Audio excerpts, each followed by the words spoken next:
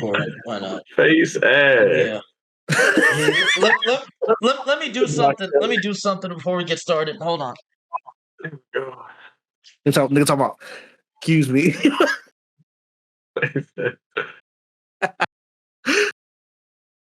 What do you think he's doing back there? I ain't gonna lie. He doesn't have it recorded now, but this is probably the best little clip right here. Boy, I hope he fall.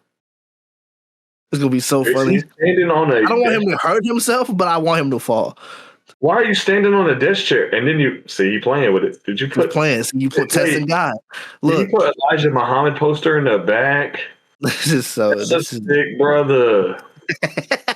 That's a sick brother for real. This nigga trying to. You didn't. It doesn't look less messy. You just organized it. This is no shame. You know, he's trying to show off the shoes. Do you think that this is gonna get? What are those? Are those Red Octobers? Yep. I don't mean to be that guy as a sneakerhead, but those things look way too bright red. I know them motherfuckers came from Alibaba. They got authenticity guaranteed, actually. Oh, they do now? Well, shit. I think it's the lighting. I think it's the lighting. Oh, my fault, Alibaba. I ain't mean to come here. Don't say Li Jinping at me. Winnie the Pooh gonna get me. We going shoe for shoe. Let me show off my goat, man. My goat right now. Yeah, let me show off my goat too, y'all. There it goes. Yeah, all right, fellas. Yeah. Get them off my screen. What you mean, bro? What you mean? These are some comfortable adult shoes. Now that's haram. Now that's haram. What you mean, bro? It's some slip-in sketches. These are great, bro. Joanna Feed and Julius Randle can all go to hell. I mean, y'all not making sketches cool. I mean, it's not about it being cool. It's that they're comfortable. Let me show off one of my goats then. Okay, yeah. Some Griffies. I remember those are actually at my store when I used to work at JD. These $35. I had to pick them up.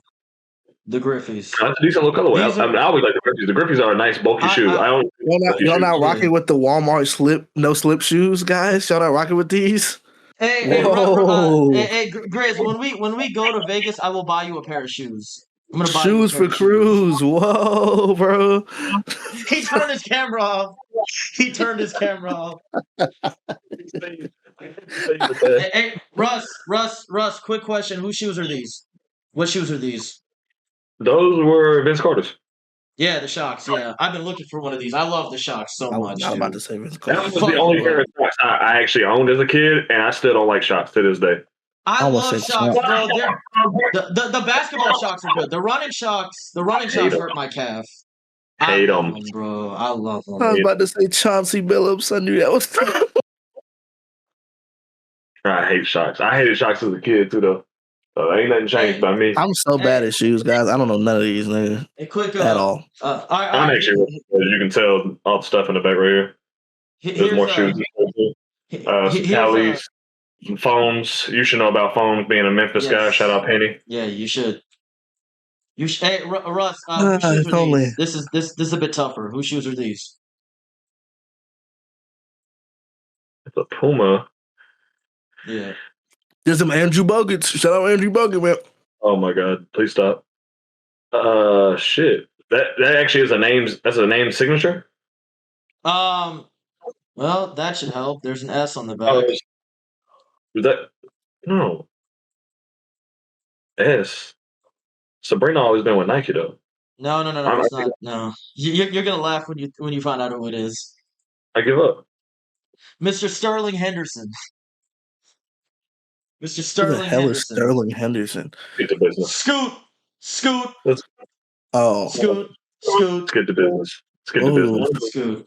Yeah, I know. He probably bought those at full retail too, by the way.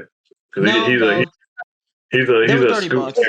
They were $30. I had to pick them up. They're like half a size too small, but Scoot is my version of the bag falling off. Just let it go, bro. That's me with Scoot. I don't know, man. I'd rather have Scoot than Denny right now. I don't know why. Oh, we discussed that. We discussed that 2 weeks ago. We discussed that 2 weeks ago. PRA, man. PRA man, blue and PRA white man. blue and white man, basic training man. Basic training man. That's crazy. So you don't even know whose logo this is. Of course I do. It's Kobe, right? He no ball. I thought I was wrong, guys. I said it and I was like, oh no. That's Kobe, right? They were like, this is LeBron, you idiot. I'm like, God.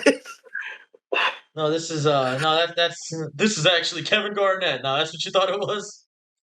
That was one of the three options. It was between Kobe Bryant, Kevin Garnett, and the third one was I felt like it was some obscure player. Isaiah Ryder. I don't know why that's Kobe's thing. Like there's no letter reference. Like there's no I get that he probably was first. It's Mamba skin. But Kill Bill. Oh, Kill Bill. Okay. The movie Kill Bill. So this is actually the first time, I can't say ever, but this logo was used on the Kill Bill movie. It was the logo that was on Beatrix Kiddo's and Bill's scabbard that holds the sword. Oh. So that was the little logo that was on there. And Kobe loved that movie at the time. That's why he even made a couple commercials that kind of paid homage to that movie. And that's where that was one of the reasons why he had the Black Mamba as his moniker, because the main character's code name as an assassin was the Black Mamba. Oh, okay, that makes sense. And whose jersey is this? I really feel like that's V McClyluke. I don't know, man. How's hold on. That's gotta be Nerlens Noel. Alternate. I'm really feeling like that's got to be Greg Ostertag right there. I feel like y'all think it's easier than it actually is. Who is it? Wait, is it not Rihanna? Am I bullshitting? No, it's not. It's 34. Oh shit! Ray was 30. Guys, that's clearly, obviously Sean Kemp on his return visit, not the first time. Obviously. No, it's not. Guys, come on. Can I get his number back? Huh? I don't know what you just said. He never came back. He never came back. He's bullshitting. He never came back. I just lied. He didn't return, but at that point, I'm not looking for his minutes back then. Yeah. People used to not give a fuck when people went to other teams at the end of their career. They got forgotten about. That was not a thing people was talking about on the regular. I don't know Chris Paul. So who is it? I'll give up. We gotta start this recording, guys. We've been in for an hour. It's been started. We're 8 minutes in. Oh. Yeah. You're not gonna say nothing? You're just gonna let it fly? I just wanted y'all to riff. This is Xavier McDaniel. It's Xavier McDaniel. I don't care about him. Yeah. The original. I'm gonna put points up on bad teams player. Shout out, my nigga. No, that's not him. That wasn't him. That wasn't him. That was someone else. Here goes Cammy defending players like Michael Redd. Well, Michael Redd is fine. It's just Michael Redd, shit out my nigga. Those Seattle teams. Cammy's a Michael Redd hater, but he also thinks I'm a hater of players on my own damn team. But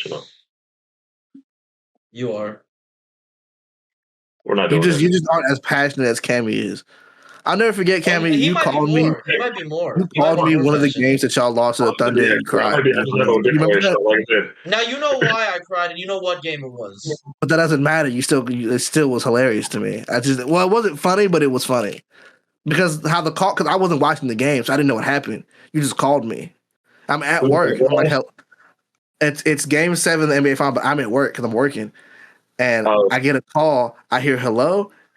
He's like, no, he's gone. I'm like, what do you what do you mean? Yeah. So you know what's funny actually? This is how you know, no offense to Cammy, I probably am more passionate because I didn't want to talk to anybody when that happened. I was like, Cammy was real life. He was real life he was real life spiraling. My thing he texted me, he was like, I don't know what I'm gonna do with my life. I'm seriously just kind of being quiet, and I was just like, yeah. It was stoic. Cool. It was stoic. It was just I don't feel anything. I don't feel anything. Masculinity is real, boys. We're still unlearning those things right now to this day. The Grizzlies Yeah. don't have moments where they're in a place to win enough for me to feel that passionately. Bringing up Grizzlies after a finals injury is crazy. Listen, I don't have anything to compare this to. Like Ja just being bad, I don't know what to. I don't know. They want to trade him even though they get a fire sale. I just don't know what to say about it. I don't have a real one. Or probably the worst thing. Notice how the host is getting up and walking away from the screen as we're in the middle of the podcast. That's crazy work. This is good for banter. An empty bag. No, it's not an empty bag. Guess whose shoes these are? Dude, I don't know. I don't even know what brand that is. Yo, what is that? Yo. Oh, it's a Converse. Yeah, I do not know, brother. Dude, shout out. Those are the Dominators, bro. What you mean, bro? Them look like they hurt. I ain't even gonna lie to you. They look like they hurt. Larry Johnson. Shout out Larry Johnson. Shout out Grandma. Right there. I'm not gonna lie. That's a what? And I mean that positively and negatively. That's a Larry Johnson shoe right there. It is. Shout out Grandmama. With the shield on the front, you saw the shield in the front protecting the laces. Yeah. Hey man. Hey, shout out to being willing to put on the dress. Shout out to Tariq Nasheed. Being willing. He needed money. He got paid. They're talking about willing like he was a political stand. Yeah. He needed money. Talk about being willing like he's Tyler Perry or something. Yeah, the other option was not having a job. I want somebody to do that nowadays, just so they can have a whole day on it, and they'll be like, nobody would ever do this back then, so I can just pull up the old footage of Grandmama. Yeah. So you're fantasizing that a person will make that bad decision today, just so you can have a moment. All people will get mad and say, they would never do this back in the 90s. Oh, I cannot wait. What's this? I may or may not already have the tweet drafted. I mean, the other option. I'll let y'all know right now. You'll never catch me in a dress. Maybe lingerie, but never a dress. I couldn't get through the joke. I got through the joke. Hey, just a technical foul. Welcome to episode. Whoa! No, we're not about to just screw me over. No. Y'all don't think y'all can pull that off? Y'all don't believe in yourselves? Y'all don't believe in yourself? You don't believe that you can be attractive? You don't believe in yourself? Pull off lingerie. No, I do not. I know I don't have the Magic Mike physique, okay? I can't just... Who is that nigga, bro? That's not Chet Holmgren in that photo. I don't know who that nigga is. It's not Chet Holmgren. You don't have Magic Mike physique, bro. You can't be Magic Mike. You got to be somebody else. Like... I mean, I have a good physique, but... It's not Magic Mike physique, though. Like, you know what I'm saying? Like, I can be somebody else. Yeah. Hey, brother, I respect you for having the cheeks that can hold a thong. I ain't got it. Y'all gotta stop. Y'all gotta stop. Y'all gotta stop playing with Darius's name, all right? He is in shape, and that shape is a circle. Welcome to episode 12 of the Mouse in the House podcast. Ladies and gentlemen, I am your host, the house that can be built, fresh off of Eid and the Eid cut, as you can see. I don't look homeless no more. And we got Eid Mubarak, yes. You missed the deadline, Russ. You missed the deadline. I don't say your name yet. We have a special guest on the podcast. Appearance number 2. I'm going to introduce my man's last. But to the top left of me, who do we have? Who do we have here? As always. I can't wait to get to Las Vegas. Ooh. We're throwing knees and elbows. The master of basketball and the number one hater of basketball. If your argument starts with true shooting percentage or BPM per 36 BPM or box plus minus, brother. If it starts with Raptor or LeBron, you're not rocking with Darko, bro. Come on, man. Yeah.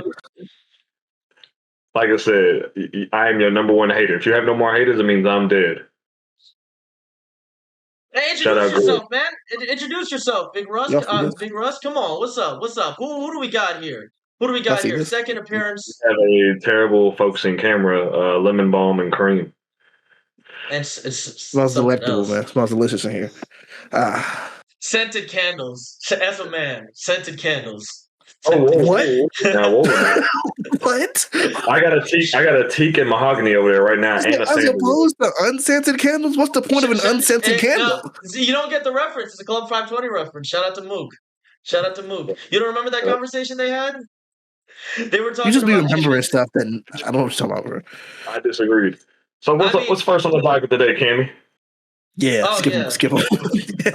Okay. I mean, I will say scented candles was like on that top 40 list of like gay things you can do as a man. As opposed to what other candle though? That's what I'm saying. I don't understand it. I mean, I think also on that candles on that smell like fresh grass. Like what's the I mean, Grizz also on that list was wearing cardigan, closing the refrigerator with your hips. I'm not gonna lie. If I'm in somebody's house and I see somebody go, that's crazy. That is crazy. I'm not gonna lie.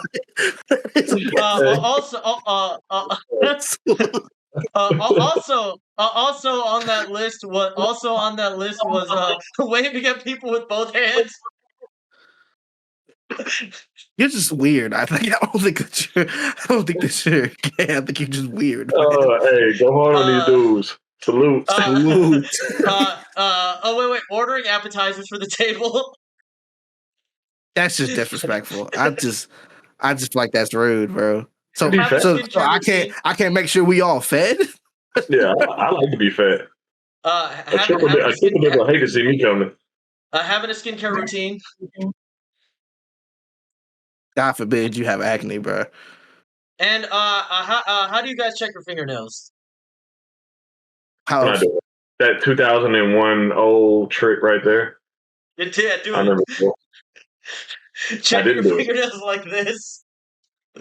Hey, like this. I'm letting the community know I stand with y'all. Oh man, yeah. That's what when they get. That's what I imagine Jeff Hardy be doing before he go out through the curtain. But see, here's the thing though. Jeff Hardy makes it work. Harry Styles doesn't. Anyways, let's get to basketball. Let's do this. Let's do this thing right here. So what a random strip. Whoa, wait. What's up? You didn't ask me why I have gloves on. Why do you have gloves on, OJ? Receiver gloves at that. Yeah. First of all, these are batting gloves. Let's start there. All right, Moises Alou, why do you have gloves on? I had my first slow pitch softball game last Thursday. Okay. We went 3 for 3. Let's go. Clap it up for me. 3 for 3. we found out he's playing against third graders.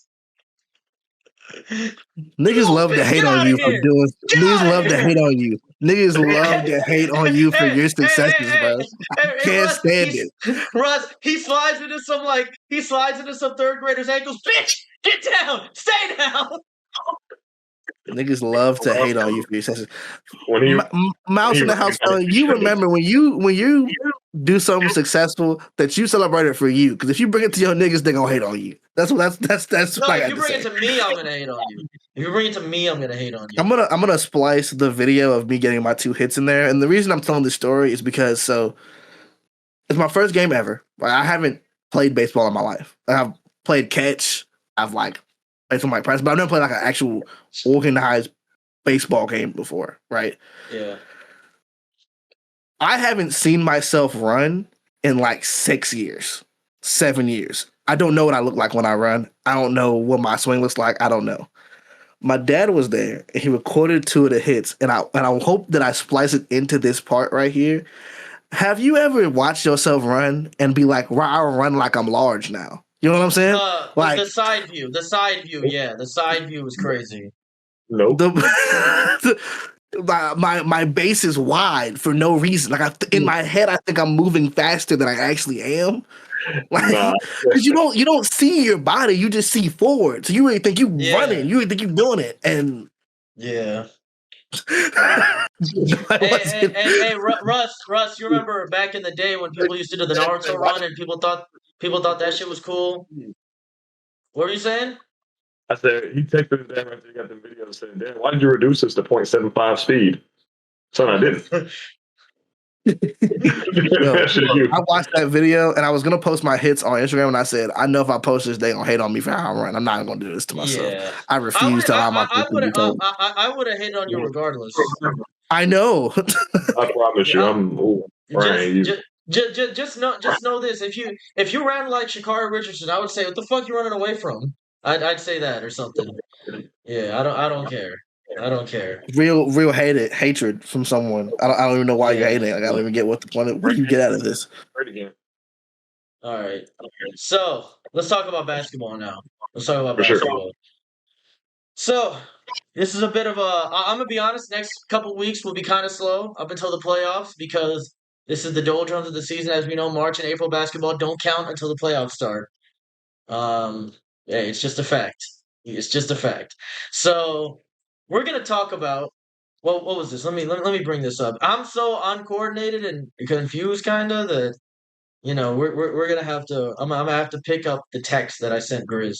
Oh yeah, so we're gonna talk about playoff teams currently in the NBA, like teams that we think will make the playoffs, and we'll do play-in teams, and we'll do their ceiling and their floor.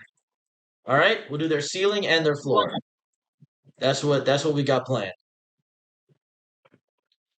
Do we understand that? We got it? You're in it, yes, sir. Like I'm a third grader. Yeah, let's go. So, I guess we'll all do one. I guess we'll all do predictions for every team. So, you want to start in the East or the West?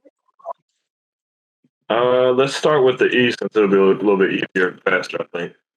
Okay, so I actually start from the bottom. The Charlotte Hornets. What's our prediction for the Charlotte Hornets? I actually prediction or their floor. Like which one are you asking me first? Floor. Ceiling and floor, both. You're doing ceiling and floor. You're doing ceiling and floor. I'm doing ceiling and floor. Well, I think the Charlotte Hornets might actually are going to get.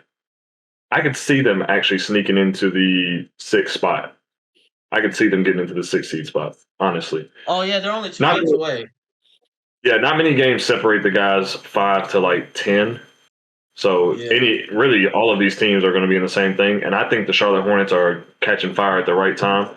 They've been doing good things. Shout out to my coach, Musa Diabate.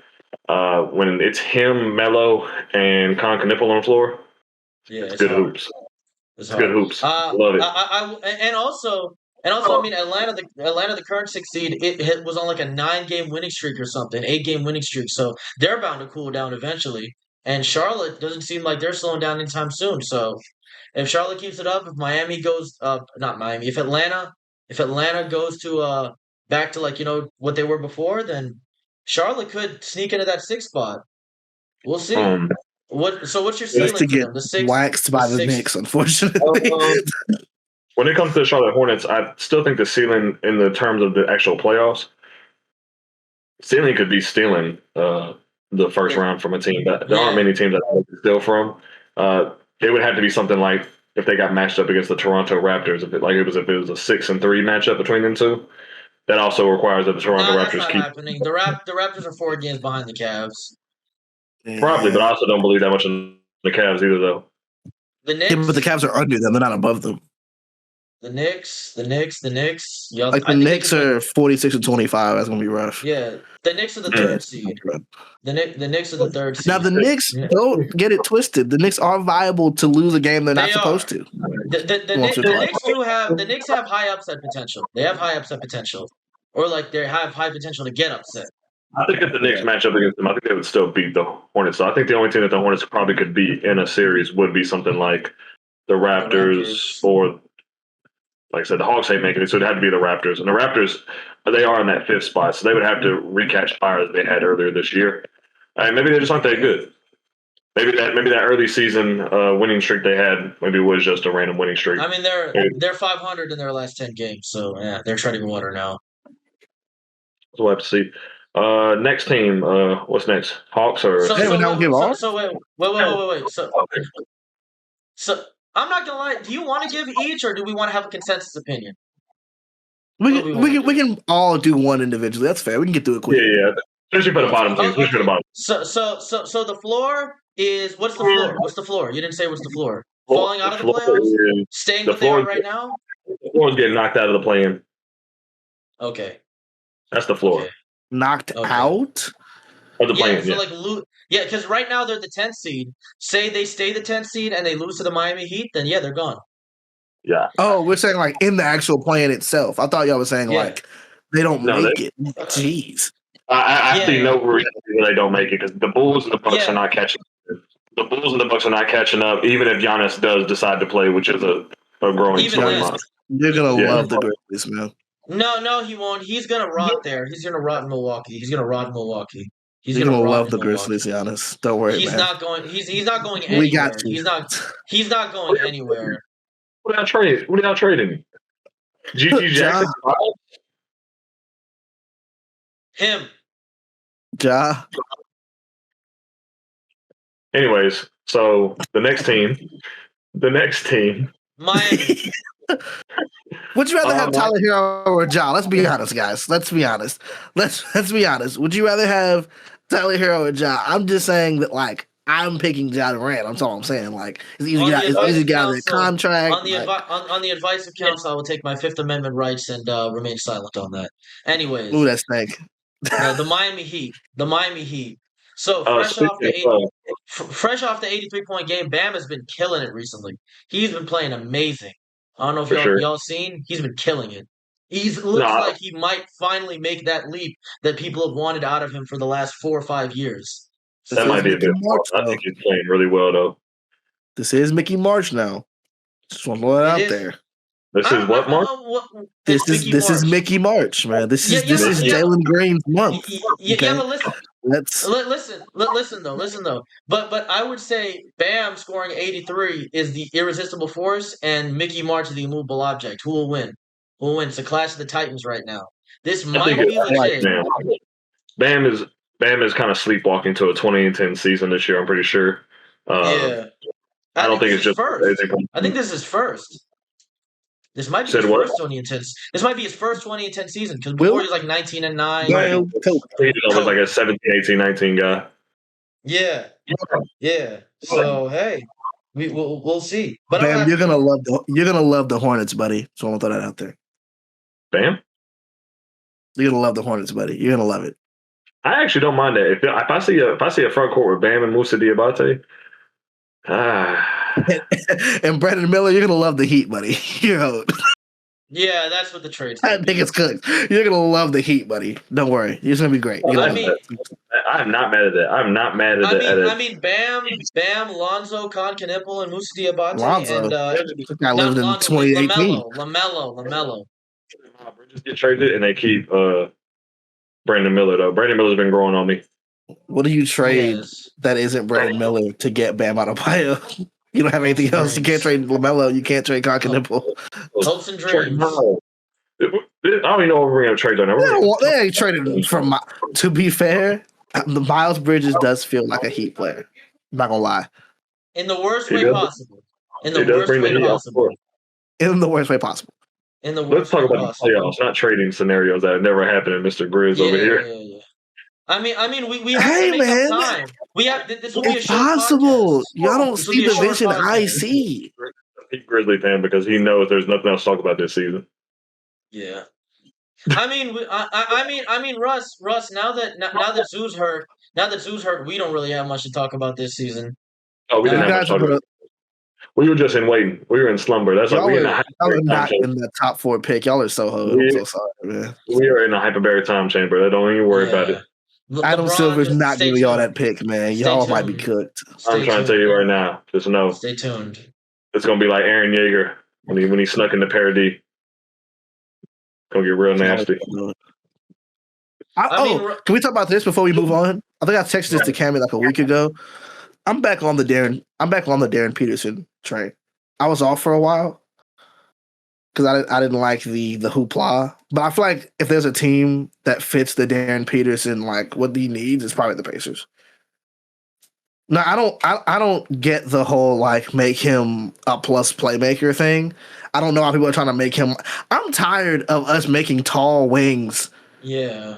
Point guards. We don't need that. I'm tired of this point forward thing. It just doesn't work that way. Enough of the Ben Simmons. Enough of the all that stuff. being able. Well, Ben Simmons is different. Ben Simmons was an actual guard. Hold on, wait a minute. Ben Simmons was different. That was an actual point guard. Didn't he play forward in college? Did he play forward in college? Yes, but he was in action a point guard though. He was actively a point guard for multiple seasons. I'm saying I'm tired of people that are tall that can kind of dribble just being thrust into a point guard role. Like Darren Peterson isn't a great playmaker necessarily. So people end up have this picture. Like Amen Thompson, like that. That's more of a better example, yes. Amen Thompson. A better example, but Amen Thompson should have the ball in his hands. Him having plus playmaking useful.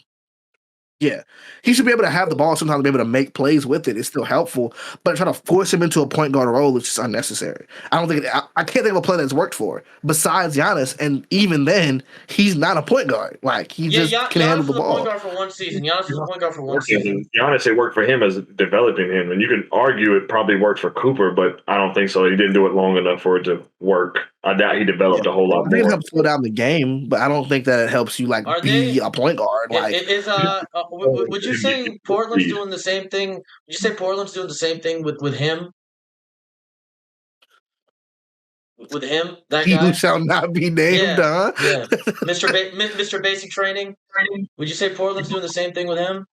No, Benny doesn't have the ball. Benny always likes to get downhill and actually get to the basket and get those foul calls that he was promised 3,000 years ago. Yeah. And nasty. Yeah, nasty. But I'm saying, if anybody besides the Grizzlies can get Darren Peterson, I'd like it to be the Pacers. I mean, this is the number one Cam Boozer guy right here. I am the number one Cam Boozer. I love Cam Boozer. I think somebody's going to get real. Cam Boozer. Both of y'all love Cam Boozer. He loves crazy. I am the number one Cam Boozer guy. Yeah, I love Cam. That's my dog right there. No, Cam Boozer is probably the best fit for the Pacers, and next will probably be Caleb Wilson, in my humble opinion. Yes. I agree with fit. Yeah. Darren Peterson and AJ Devontae are probably fighting tooth and nail to see who fits less with the Pacers. Only because I'm not the biggest fan of the tunnel vision that Darren Peterson has at times. It's not that he doesn't. I mean, he's an amazing scorer, so I see why he has the tunnel vision at times. He's the best scorer on that team and would easily be at least a top 5 scorer on our team, I would think. But he'd be top 3. If we go back to what we were doing, which I'm not saying we will with the addition of Zoo, taking Andrew Nembhard off the court for Darren Peterson, for me, that's what's making me. Yeah, because I don't know if he's going to be the level of defender Andrew Nembhard is, and that's not a knock against somebody for not being the level of defender Andrew Nembhard is at the guard position. You can't play small forward? Question mark. Not an option. I'm not the biggest fan of putting him at small forward, but I mean, like I said, me and Cammy had an off. He doesn't like Nesmith coming off the bench. I don't like that either. That's another thing too. Even though Nesmith could probably come off the bench, I like Nesmith come off the bench more than Nembhard, but I'm a little more believable in Nesmith being the better wing defender than Darren Peterson. I agree with that. But I think in a perfect world, me and Cammy had an off-screen argument about who was bigger between the two. I think it's Nesmith if I'm wrong, but he's at least bigger when it comes to poundage. Size, the mass he has. Poundage. Crazy. Poundage is ridiculous. It's just banging and banging and banging, as Charles Barkley said. Ernie, you spin off of him. The guy's banging. You spin off of him. That's cool. But no, that's where I'm at with it. So, and then if we got AJ Devontae, I can see AJ, taking over Nesmith's spot. But even then, I'm not the biggest fan of that either, just because I think AJ is the most ball dominant guy out of all of them, I believe. Russ, I did ask you. The issue with AJ is that he's the most ball dominant. Yeah. And he hasn't proven to be good enough at playmaking to excuse the fact that he has the ball that much. Now that he's a bad playmaker. That's the problem. I think the thing is, he's just proven the fact that he has he can just hit shots. He's a shot maker. Yeah, he can hit shots. But I think Darren Peterson, the whole thing with me with Darren Peterson, especially to the Pacers, is I'm saying for Darren Peterson's career, I'm not necessarily saying that he's the best fit on the Pacers, period. I think the thing that's going to be hard for the Pacers to get is a go-to scorer guy. I think that's going to be the hard thing to get because you're not going to have the money to sign them. Especially when Pascal's gone. Yeah, you're not going to have that go-to guy. Because Tyrese he's gonna get better at scoring. He's still showing he can do that, but like a guy's like, hey, this is my only goal is scoring. He's always had issues. He's always had issues. So I think for the first 2 to 3 years of Derek Peterson's career, you can have him start games and then platoon off with Neesmith for a couple minutes, and then Peterson be the main bench guy. He can have tunnel vision off the bench and just be the natural talent scorer that he is. And then depending on how that game ends, is where we go Neesmith or that Peterson. sounds. The thing is, we already have a situation where when you have guards like Nembhard and T.J. McConnell, that's and that's another reason why it wasn't just Nembhard. It's the fact that we already have a guard rotation where 2 out of 3 guys need the ball in their hands to be the most effective offensively, and that's TJ and Nembhard. Tyrese is actually the best one without the ball, and he's probably the one I trust with the ball the most. It's odd. I don't think Peterson needs the ball though. More so than Tyrese does. If we're making a ranking system, Tyrese is probably 4th on the list of needing the ball to be effective, whether it be scoring or just making the offense. But he has the ball the most. He does. Like I say, he does have the ball the most. But even then, he doesn't have it more than most guys you see in the league. When you're talking about time of possession, things like that, he doesn't hold the ball very often. That was my biggest qualm with him last year was the amount of times I think he should have just had the ball, but he was letting someone like TJ rock or letting someone like Andrew Nembhard get to it. At the start of the season, when he was a decoy, basically, at the start of the season, that was bad. I mean, some of it isn't just – I don't think a lot of that stuff was scheme. A lot of it was honestly just his – just him. Yeah. I don't want to say his lack of hunger, but sometimes I think he wants to let other guys get going. And I think a lot of times he's selling himself short by doing that. And sometimes the team – It's going to be interesting to see how that goes next season with him coming off the injury, and I'm guessing being a little bit less aggressive to start off the season. And that is if we get somebody like Peterson or whoever the hell, they would have the most time. Because whoever we draft, I guess, I'm assuming they're going to come off the bench for at least the first 20, 30 games. At least like the first quarter of this. Yeah, at least it's Rick Carlisle. It's Rick Carlisle. That's what I'm saying. It's Rick Carlisle. He might not start. Period. So again, it's the irresistible force, Rick Carlisle, and the immovable object, the potential highest draft pick the Pacers have ever had. Who wins? And I love to see it because, and I know this is a player that's less talented and scaled down, but we saw this thing with Mathurin, where Mathurin versus Neesmith. Mathurin was the better scorer, but Neesmith was the better. A lot of other things. He was a better shooter and he was a better defender. And Rick just likes that scrappiness more. And I'm just worried that if we draft Darren, it'll be another Mathurin situation where Rick keeps playing him off the bench and then he gets mad and come time for him to be a restricted free agent or whatever, he might still be coming off the bench or whatever if so-and-so is still on the team. And then we're like, because I talked to you about this, Russ. I talked to you about this in the DMs.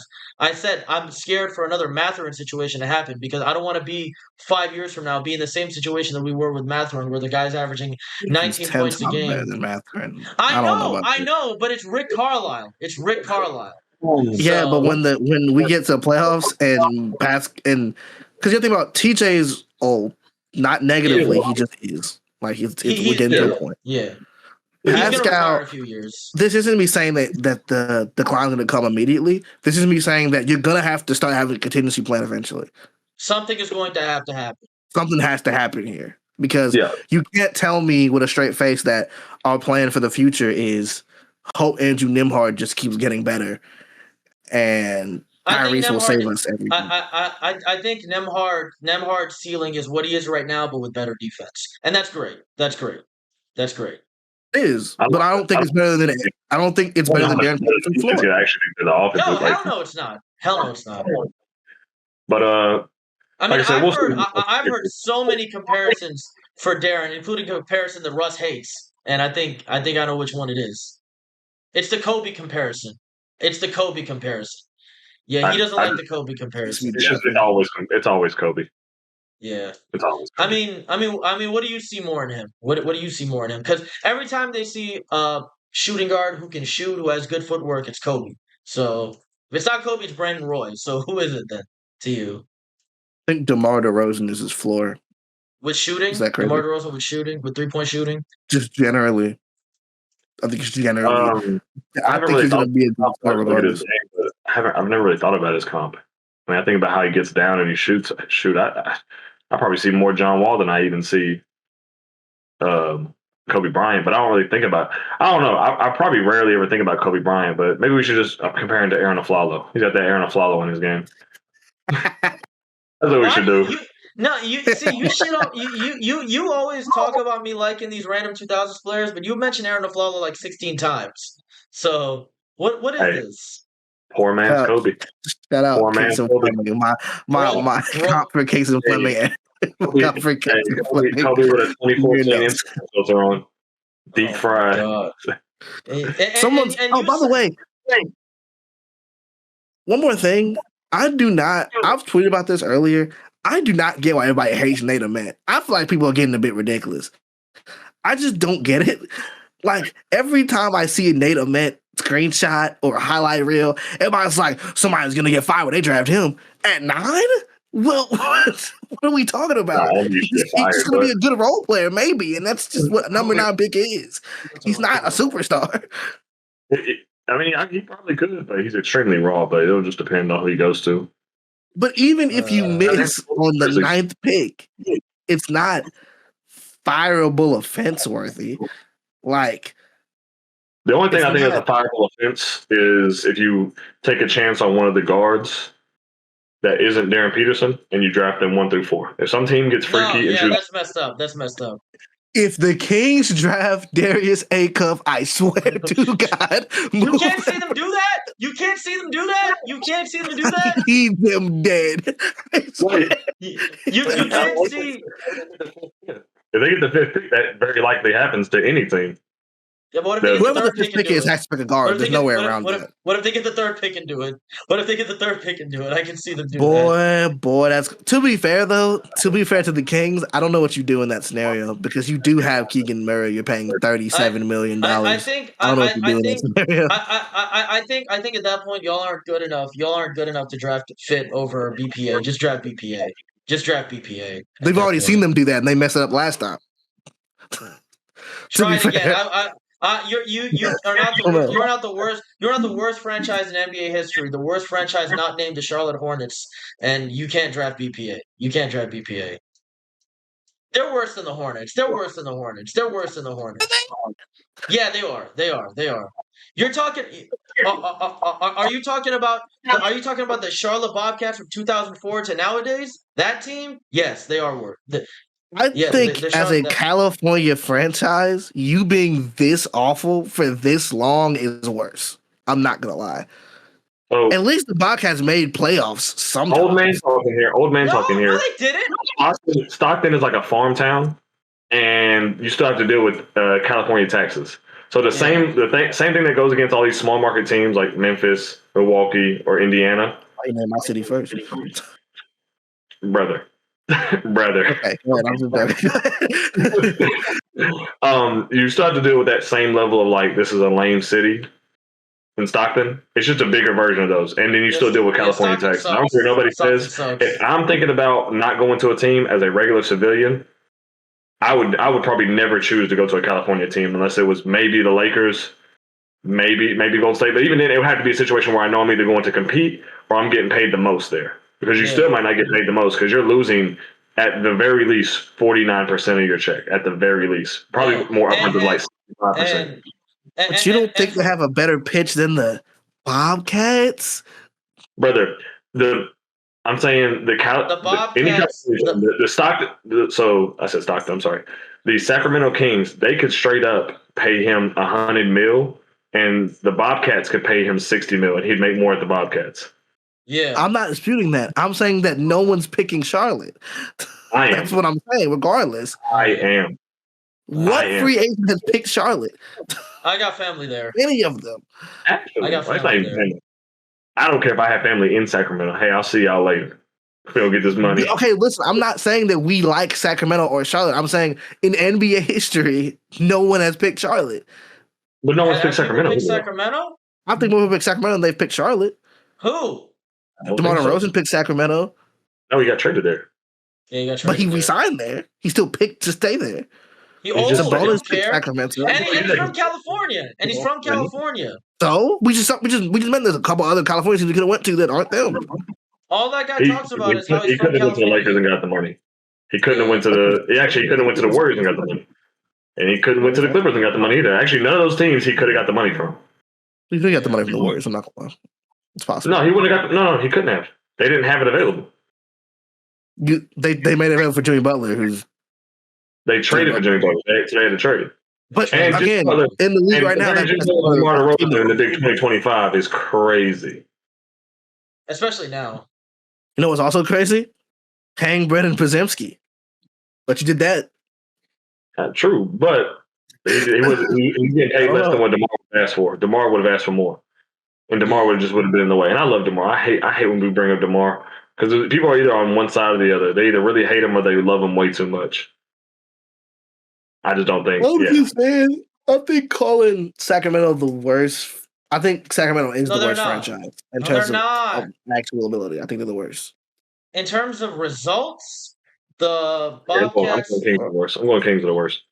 In terms of I think the Kings are worse. That's what I'm saying. I think the Kings are the worst, bro. In terms of results, the Bobcats have not had a season that came close to that 2001 Kings season. That's all I'm gonna say. But I'm saying we're talking about like our lifetime, like our. I'm talking about from when the Bobcats started. That race begins. If you're they haven't been good yet. If you're going by. If you're putting everything in, you're a California team and this, that, and the third, and you guys have had like all these great players, then yeah, I guess, bro. I guess. I think they've been to the playoffs the same number of times. That's what I'm saying. What case? Keep in mind, I want to make sure we are clear about this. The Charlotte pipeline was Bobcats to what? Pelicans, right? No. So this is stupid, and I hate the NBA for doing this. The original Charlotte Hornets started in 1989. And then in 2002, they became the New Orleans Hornets. And then in 2013, they became the Pelicans. That's the current Pelicans. Now, the current Charlotte Hornets started as the Bobcats in 2004 because the league wanted to give Charlotte an expansion team because New Orleans took their team. Remember the people you're paying to be in shorts? So the actual Bobcats started in 2004. And then in 2015, when the New Orleans Hornets became the Pelicans, the name Hornets became available, and the Bobcats were like, let's just change to the Hornets, even though this is not the same team. It's not the same franchise. I think. Well, the reason why, by the way, the Hornets actually have that name for a reason. That's actually a name that's tied to the city of Charlotte. So it's not like random. Okay. I know. It's not a random insect. They were trying to get identity back. I just think it's a bitch move, personally. I just think it's a bitch move, personally. Trying to hold on. Aggressive as hell. I hate it. I hate it because it's like you're trying to hold on to the memories of an old team that you are not. That team wasn't even that good. Well, the old school. Well, that's what the team they got, man. I need you to keep the same energy with the Utah Jazz then as well, though. Oh yeah, give New Orleans their team back. Give New Orleans their team back. The Utah Jazz, okay. Yeah. What Jazz is in Utah? I do think that the Bobcats might have made the playoffs more than the Kings have in that 25-year span. They probably have. Hold on. It was 2010 with Gerald Wallace. It was 2014 with Alan Kemba. And then it was 2016 with the purple shirt guy. So it's 3 times. And the Kings have made the playoffs twice since 2004. So, 3 times because 2004. And if we're counting this year, that's 4. Yeah, if they make it, then yeah. Then yeah, they have a one. This is ass versus garbage, but yeah, this is the year they played. It was like a year or two ago. It was not a year or two, but like 2 or 3 years ago. Did they just make the play-in? That's all it was, or did they make the actual playoffs? When we beat them, it was like when we beat them by like 27, right? That was that one 2021. Yeah, that doesn't count though. They were 40. They were like 42 and 40, and they almost did it. Yeah, I remember that. They were there. Hey, I said that doesn't count, but that year, what was it? I think 3 years ago, where the Pelicans made it, and they were actually, I think, a negative. I think they were under 500, and they made it into the playoffs or the play-in. That was stupid. I only know this random fact because I was going bar for bar with somebody when they were trying to say the East was weak, and I was like, hey, the only team to make it with a negative record in the last 5 years was a West team. Yeah. And I mean, even right now, if you compare the play-in, to the East and compare the play-in to the West, in the East it's all winning teams. In the West, it's bullshit. So, what were we talking about again? Jeez, we got so far off track. And then Riz derailed us with his agenda of trades, and that's why I kept trying. You know what? Hey man, I just like Charlotte. I just feel like they gotta, You know what? You know I what? like Whatever. I actually like what they're doing right now. Shout out to Yeah. Coleman. You know what? Whatever. This originally started with who the Pacers would draft. By the way, it wasn't who like 2 the years Pacers ago. would draft. It was who I want them to draft. To be clear, Yeah, I don't think they would actually make that decision. I mean, yeah. He's actually the one I want the least, just because his own sake and for the team's sake. Russ, Wow. do you buy the him or another player on my team fighting in a 4-guard rotation? I've seen that happen. Again, I don't want it to. I don't want it to be another Ben Mathurin situation. I might have PTSD from the Maybe Ben Mathurin saga McConnell's in not 4 going to be years. there in 2 years, guys. I'm so They sorry. had 4 guys who were almost all-star guards, almost being very strongly used right there. Generous. It's like, what? Hey, respect Goran Dragic. Respect Goran Dragic, please. Respect Goran Dragic. Hey. Yeah, respect Goran Dragic. We're not doing that. You can hate on Brandon Knight. Respect Goran Dragic. Russ, do you buy the Cameron Boozer stuff that you're hearing? What stuff? What does that mean? From our front, people are saying that we might draft Cameron Boozer if we get the number 1 pick. Shout out to 2K Messiah Simba. My guy Simba said that was fake. Who knows if he's doing the old smoke screen thing? I have no idea. He knows. I take all rumors with a grain of salt, whether they come from one person or the rumor mill on Twitter. I don't see any reason why he wouldn't fit. The people who think he wouldn't fit obviously aren't watching Cameron Boozer, because Cameron Boozer is simultaneously the youngest player and, in my opinion, the smartest player when it comes to actually on-court play.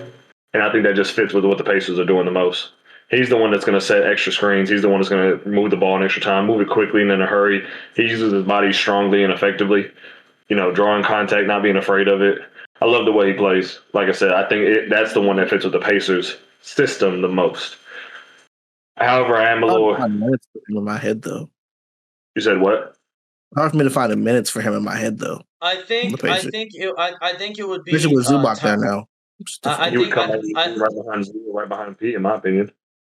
Either that, or it would be Tyrese, Andrew, Pascal, Boozer, and Zubac. So it's one of those two. Either he's the 6th man or he replaces Aaron in the starting lineup, which we've had this conversation before. I don't know, but hey, we'll see. Because best case, again, if Pascal retires in 2031, then we have Boozer right there to replace him. You just take his minutes. That's how I look at it. I mean, he might even take the starting spot before 2031, which is he actually might. Yeah.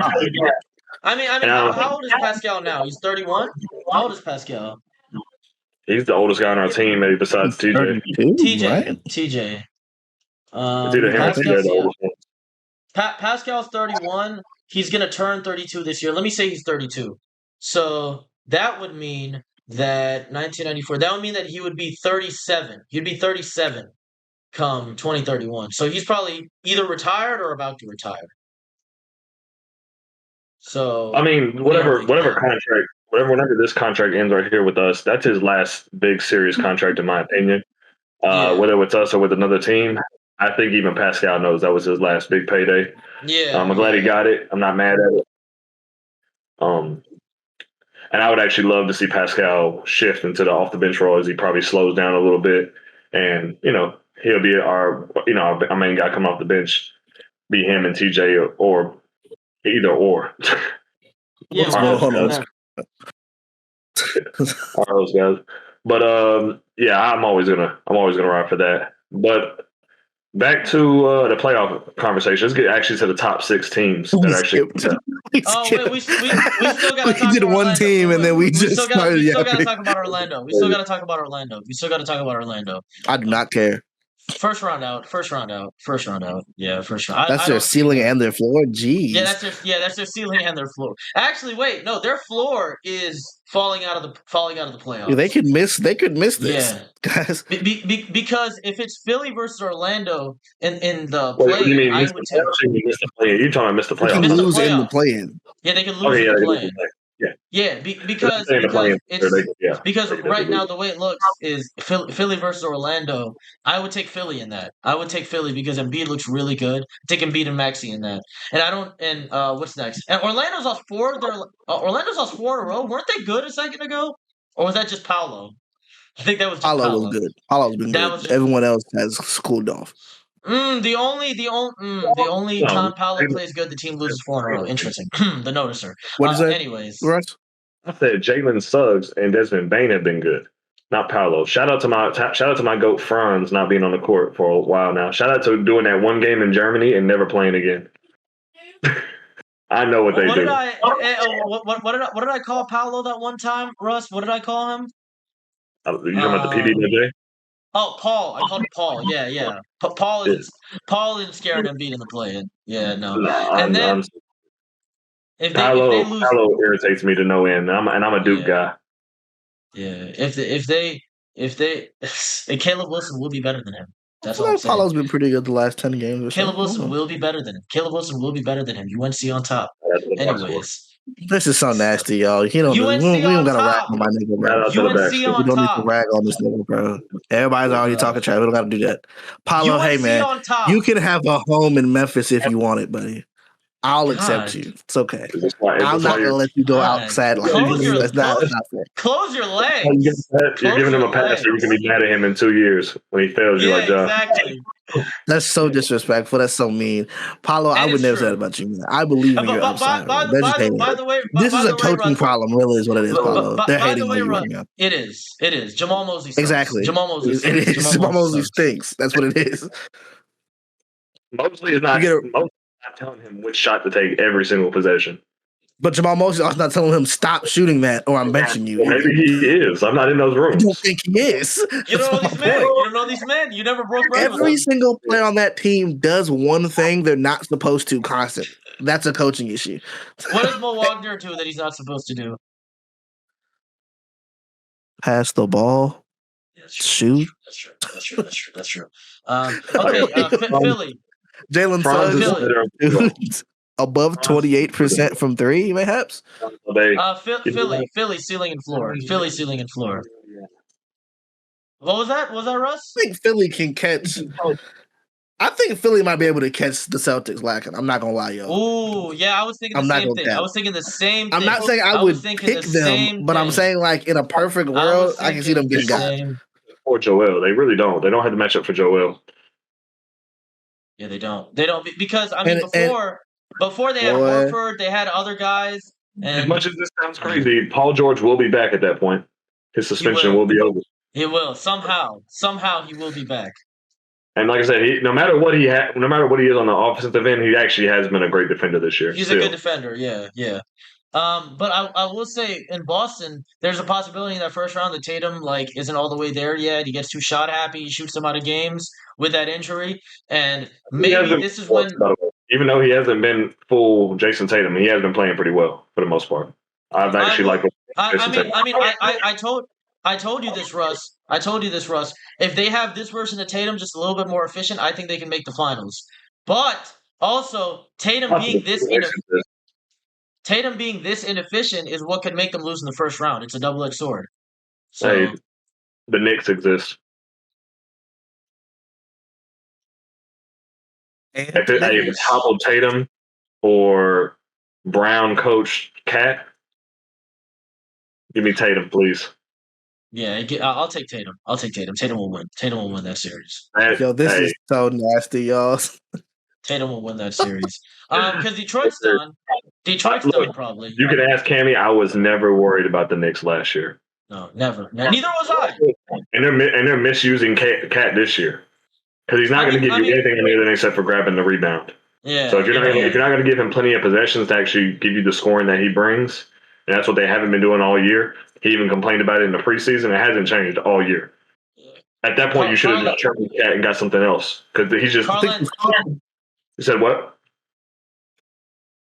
I think that the Knicks are one of those teams where you look at their team and go the talent's all here. I just think the things between the ears aren't. It's just every game there's something, whether it's a coaching thing or an individual player thing.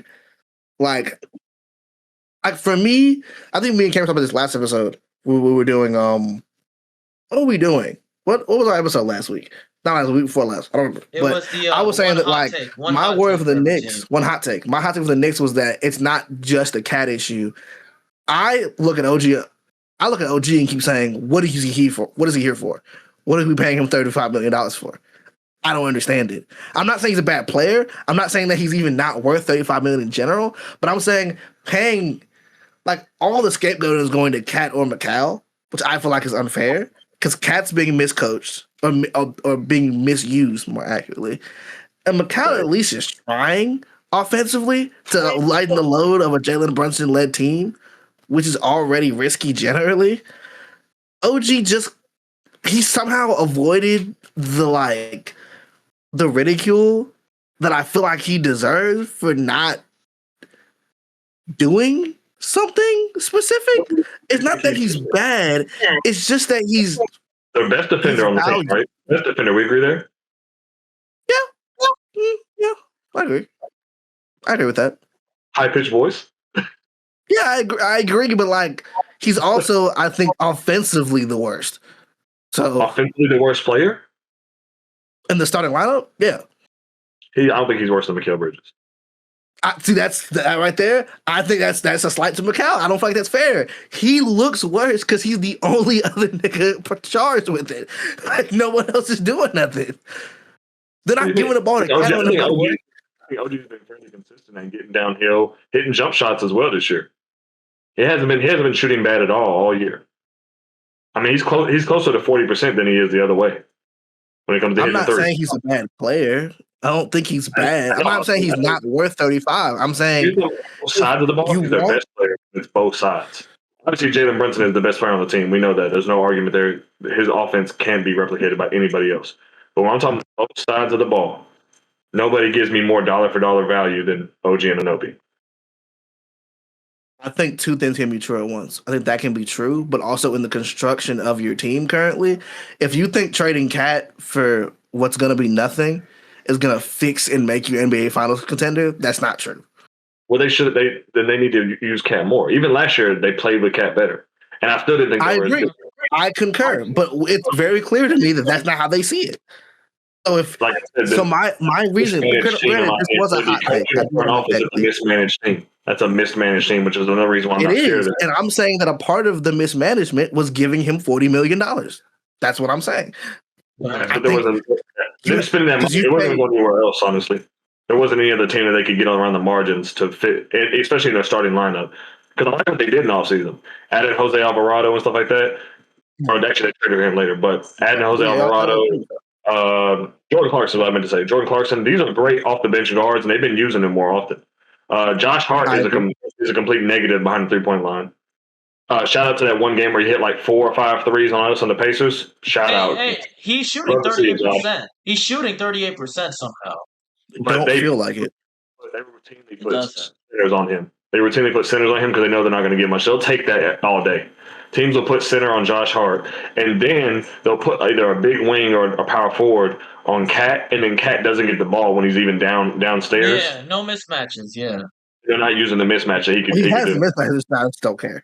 They either don't pass it to him or he doesn't demand the ball. I'm not really sure who's to blame or if it's both of them to be blamed. The point is the end result is Cat isn't the offensive product that he used to be.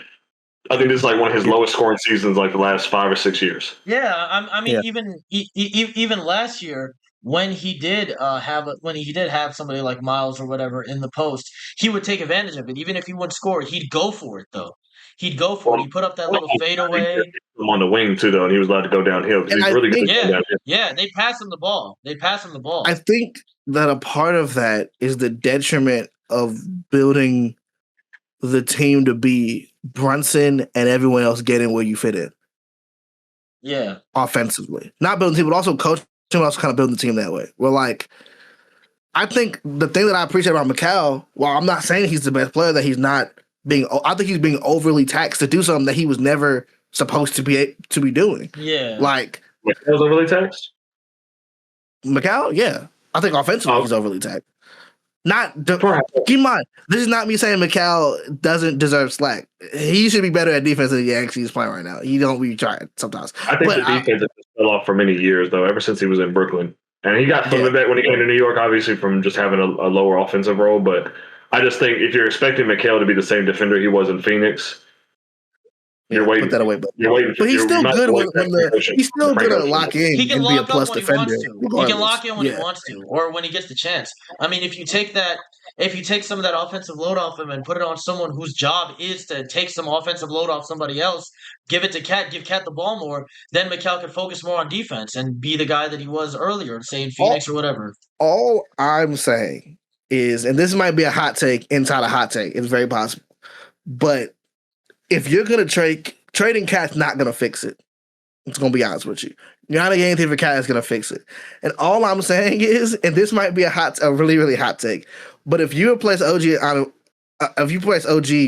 with like Michael Porter Jr., your team is instantaneously better. I just want to throw that out there. I don't know if that's just me that's seeing that, but I'm saying for a finals level team, I think you'd be better. You would lose. Will it be scary? Absolutely. There's some shots going up. I would not. It's not about just shots going up. It's about your offensive flow being better. I just don't think you can depend on Jalen Brunson to keep doing this for years. I don't think the offensive flow gets better when you have Jalen Brunson, who's an ISO guy. Cat, who for the most part is also an ISO guy, not even a post ISO guy. Well, Cat in this scenario is gone. Okay, if Cat is gone and you get, I don't know how you get Cat and OG gone. I thought you were just saying OG get traded for MPJ. Yeah. Oh, because if you keep Cat and you trade OG for MPJ, you then have Cat, an offensive guy who actually rather play ISO and not post ISO. And you also have MPJ who's flying around and probably getting passes and getting a couple ISOs. But more times than not, if he gets the ball in his hands, the shot is going up. Which to his point, I don't think they need that. Buckets is not the issue here.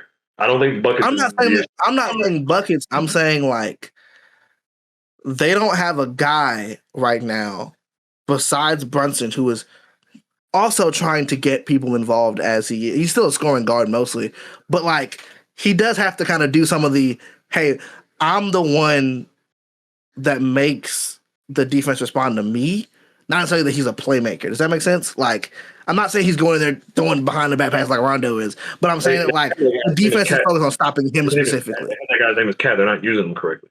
And you're just saying add in MPJ, who's not going to bring much, but and I don't want to keep minimizing buckets because the shooter that MPJ is amazing.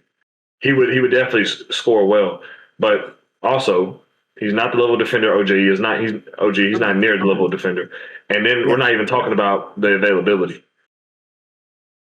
I haven't even mentioned that, and availability is kind of shaky when it comes to MPJ because this is a guy that possibly shouldn't even be playing professional sports.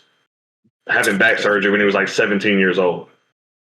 He has like a thing in his foot. His whole career is a miracle. His whole career is a miracle at this point. He has he has a thing in his foot made for people that survive strokes. Yeah. Yeah, so I didn't get to the foot thing. I was more to the I think he's actually at some point supposed to have fusion surgery in his spine. He probably never will get that while he's playing professional sports, but he's been prolonging that for forever.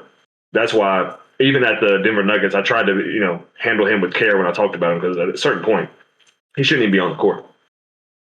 So respect to him, but I just don't think that doesn't help them out. They either need to improve defense, which they possibly could do if they traded Cat for somebody else, or let Cat be Cat. And even then, I still don't believe him that much. But you having Cat on your team and not taking advantage of what he does offensively is completely advantage.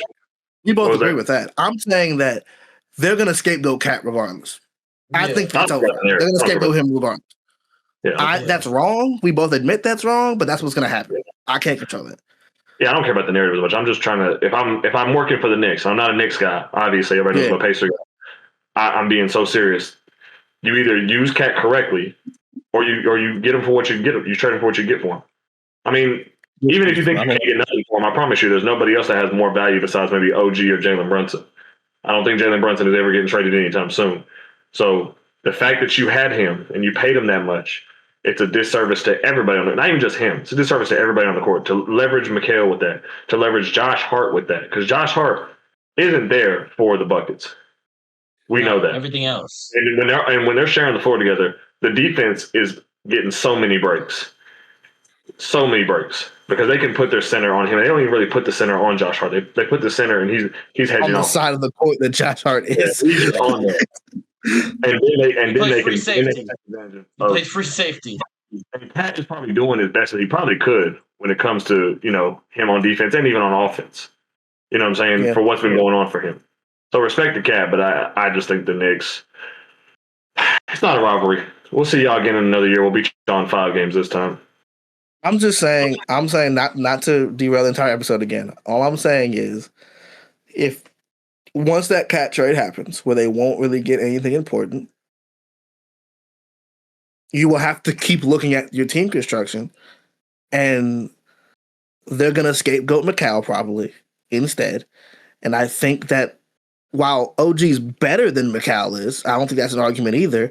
I'm saying that it's easier to get better as a team, I think, to help reconstruct for the next 4 to 6 years to try to continue contention to trade OG than it is to just keep trying to fill empty spots. Cat's not a addition by subtraction player.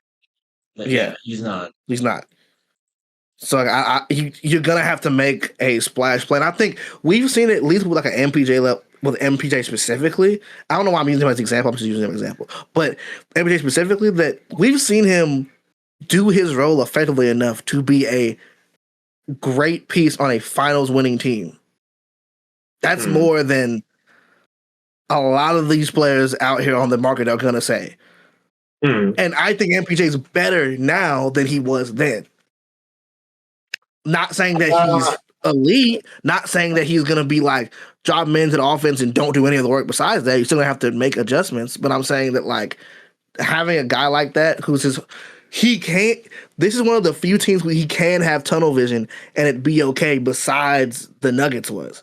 It's one of the few teams where he can be like, hey, I'm only here to do this thing and that's it. And that's helpful. Versus you think that about the Knicks, or are you talking about the Nets when you say that? I'm talking about the Knicks. Yeah, I don't agree at all. I don't think that could happen. If you just have a bunch of guys that, not a bunch, but if you were to have 3 guys, or even just 2, because if you just have 2, even if you get rid of Cat and it's Cat gone and MPJ is there, I think you still have the same issues you had before. You have 2 guys that, when they touch the ball, it's going up for the most part. And Jalen Brunson is actually a pretty good playmaker at times, but for the most part, when he gets the ball, he's putting that ball up himself. So he's looking to score. Yeah, he's looking to score. And then, of course, we know what MPJ is. MPJ, no swing. He's been better about it this year. Let me give my boy some props. Hold on.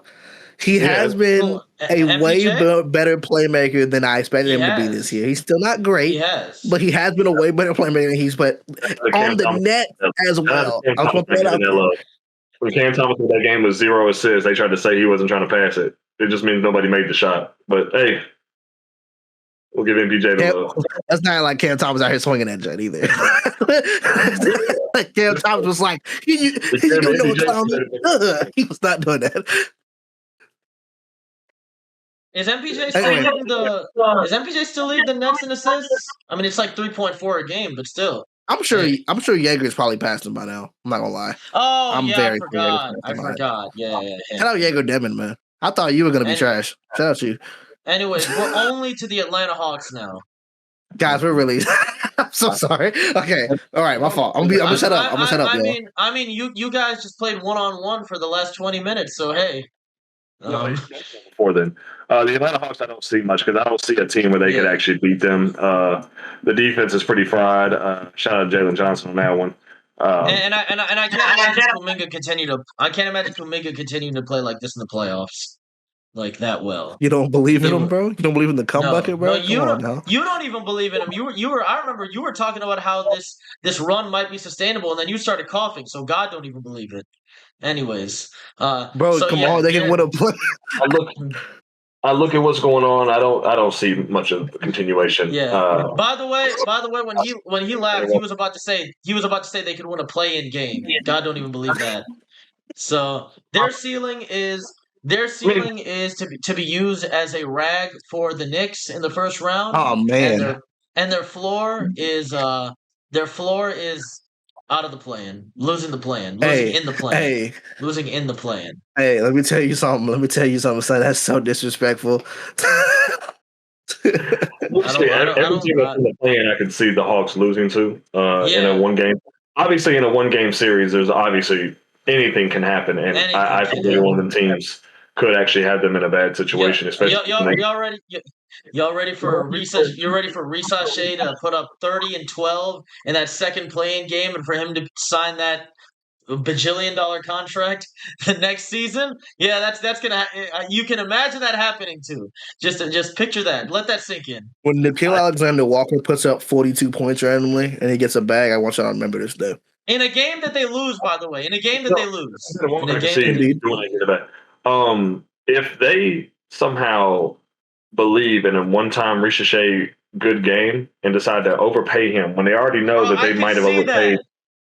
They might have already overpaid for Dyson Daniels. Yeah. They did. What's he shooting from 3 right now? We were tracking that earlier in the season. What's he shooting from 3? Shout out to that 19%. He's shooting 14%, not 19, 14%. 14%. It got worse. It got worse. He 14%. Made a 3 and it got worse. He made his first 3 against the Pacers and got worse. Dude, how is a player playing that many minutes shooting 14% from 3, bro? How are you doing that? I mean, listen. I'm just gonna say this: if they make the playoffs, if they stay in the playoffs, they face the Knicks and they lose in 4 or 5, and Ricochet puts up 25 and 12 in that one game that they win, and he gets that $75 million contract extension. Anyways, next, yeah. No, I don't see much from them. Now, when it comes back to, let's see, the Pistons, we need to get to the Pistons because this team I've been adding all year, telling people for the last 2 years. Let's hurry up. Toronto. All right. They're one of the best teams in the year. The only issue they have is the shooting sometimes, and of course the ball handling being almost entirely placed upon Cade. The Hawks just have that, but worse. You said what? The Hawks just have that problem, but worse. They do, but I look at them with their defense and the things Cade can do. He does get all his teammates involved. I don't mind that he averages like 4 or 5 turnovers, which number it is right now. Say it again. Will he play? Should be back in the playoffs. Yeah, will he play? He should be back now.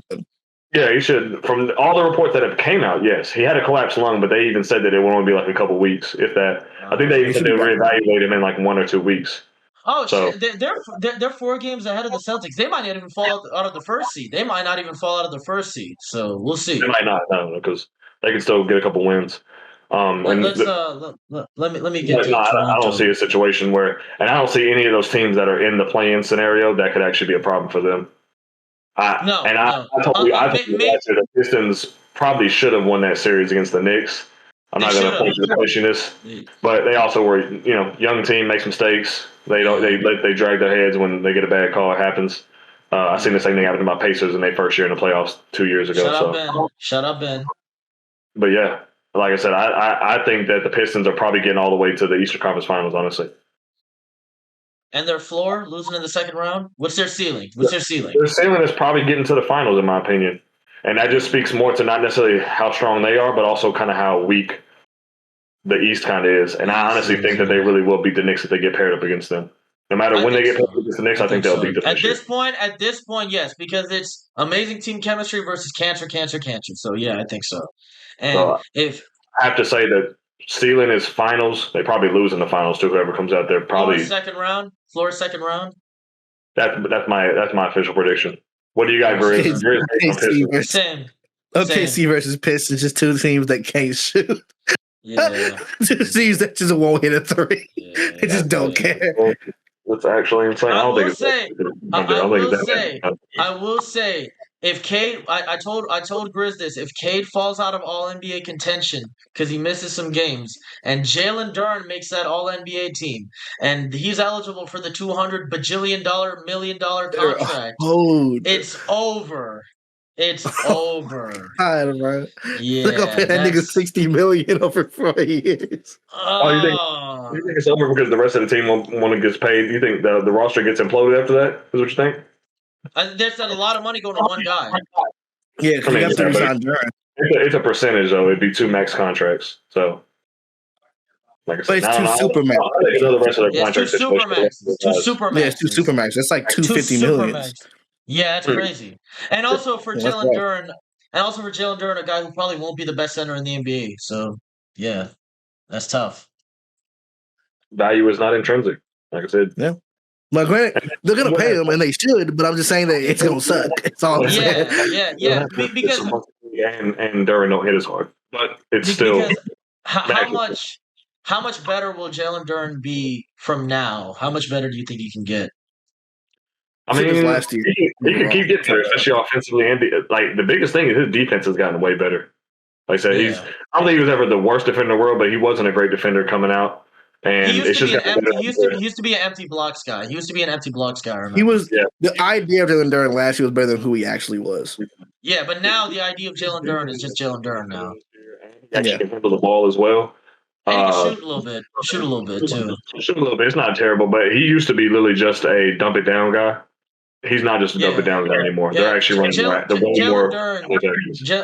Jalen Duran used to play like if you tried to draw Dwight Howard from memory. That's how he used to play. It never would have happened, but if you'd asked me, I would have rather gotten Jalen Duran than Zubac. But same. I agree. Begged the Grizzlies to trade for Jalen Duran in that draft so bad. I mean, if we're being bad.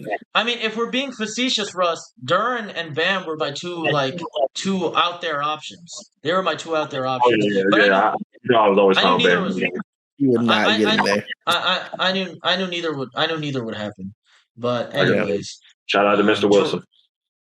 It's okay, Jalen Duran. You're gonna come back home soon. It's okay. Okay. Toronto. We're only at Toronto. I'm not gonna. Let's speed through these. Ceiling, second round. Floor, losing in the first round to the Cavs. Yeah, losing in the first round to the Cavs. But I don't see them beating the Cavs. But so really, I don't see them beating the Cavs. It's definitely possible. James Harden's on that team. Yeah, that is true. And no matter how much talent is around James Harden, you survived the one good game, you're in for a stinker. This narrative has to stop. If you survive the one good game, you're in for a stinker, bro. It might be. That's all I'm saying. Do you believe in Evan Mobley playoff series? I don't know. I'm just on he was good. 80% of his games, then he has one bad game. James Harden has one bad game a series. Not one good game of series. There's one bad game of series. Yeah, but that one bad game is the worst game humanly possible, and it loses the series. Bad. So bad that Murray will forget that Steph Curry also had a bad game in that same exact game. Yeah, but the entire team of the Golden State Warriors was a better team, and they'll be like, it's all because James Harden couldn't get it done. 27 missed threes, and no.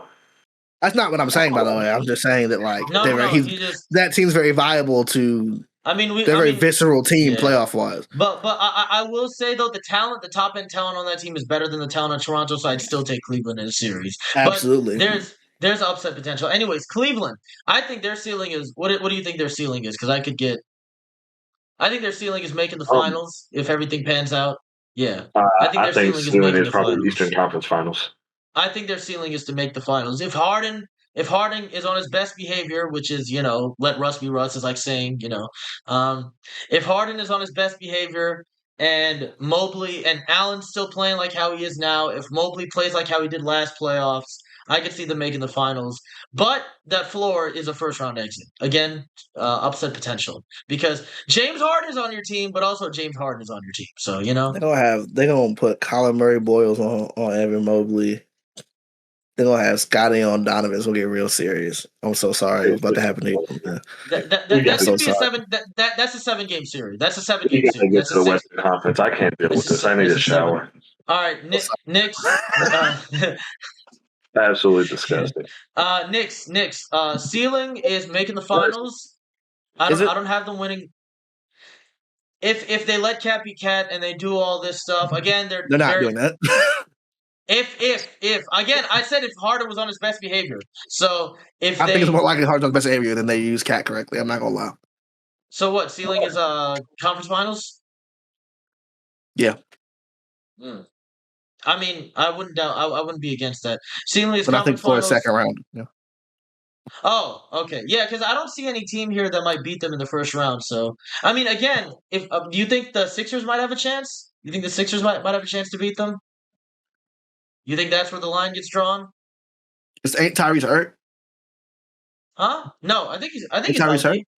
I think he's healthy. Didn't he get hurt recently? Am I not bugging with that? Hold on. Is he out for the season? Am I bugging? No. It's a pinky injury. He'll be reevaluated before the playoffs. And that was 2 weeks ago. So he should be reevaluated like next week. He'll be back before the playoffs. He'll be back before the. I don't know if that's true, but I'm looking at it. It's reevaluated and being back is two different things. Yeah, but aren't the playoffs in like a month or something? Like a little less than a month? He should be back by then. The playoffs would start in about a month because actually, after the last game, I think they take about a week off. He'll be back by then. He'll be back by then. I say we just get to the Western Conference because we know these guys so far. You hate these. Yeah. God, you hate these niggas. I'm not gonna lie. If Philly moves up to that 6th spot, I could say the Knicks floor is losing in the first round because I might pick Philly over them, and their floor is. I'll still say their ceiling is making the finals, but that's dog food for this OKC. nigga is believing in a Paul George playoff series. I'm not believing in the current Knicks. I'm sorry. I believe in the president. Where is it, Mr. Narrative? For real? You're gonna listen. I hate the Knicks as much as the next guy, but this is a little too far. No, you just went. You got Tyrese coming off an injury. You just went back to back narrative. You just went back to back narrative. You didn't even let it wait. You didn't even let it rest. It's a pinky injury. You took it fresh off the grill and just started eating it. Nah, that's crazy. Their ceiling to me is making the finals, so I don't know.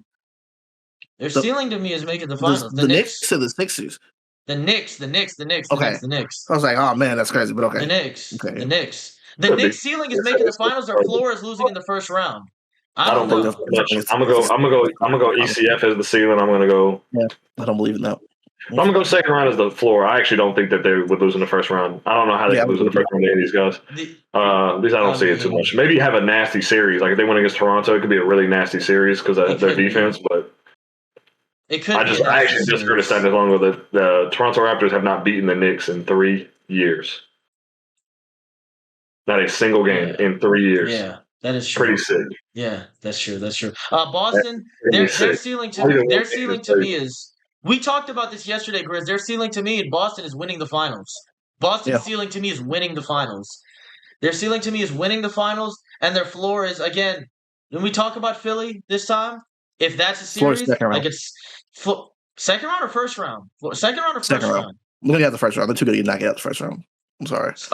Okay. So you're going back on what you said earlier with Philly potentially beating them. If they matched up. I was trolling. I hope you know that.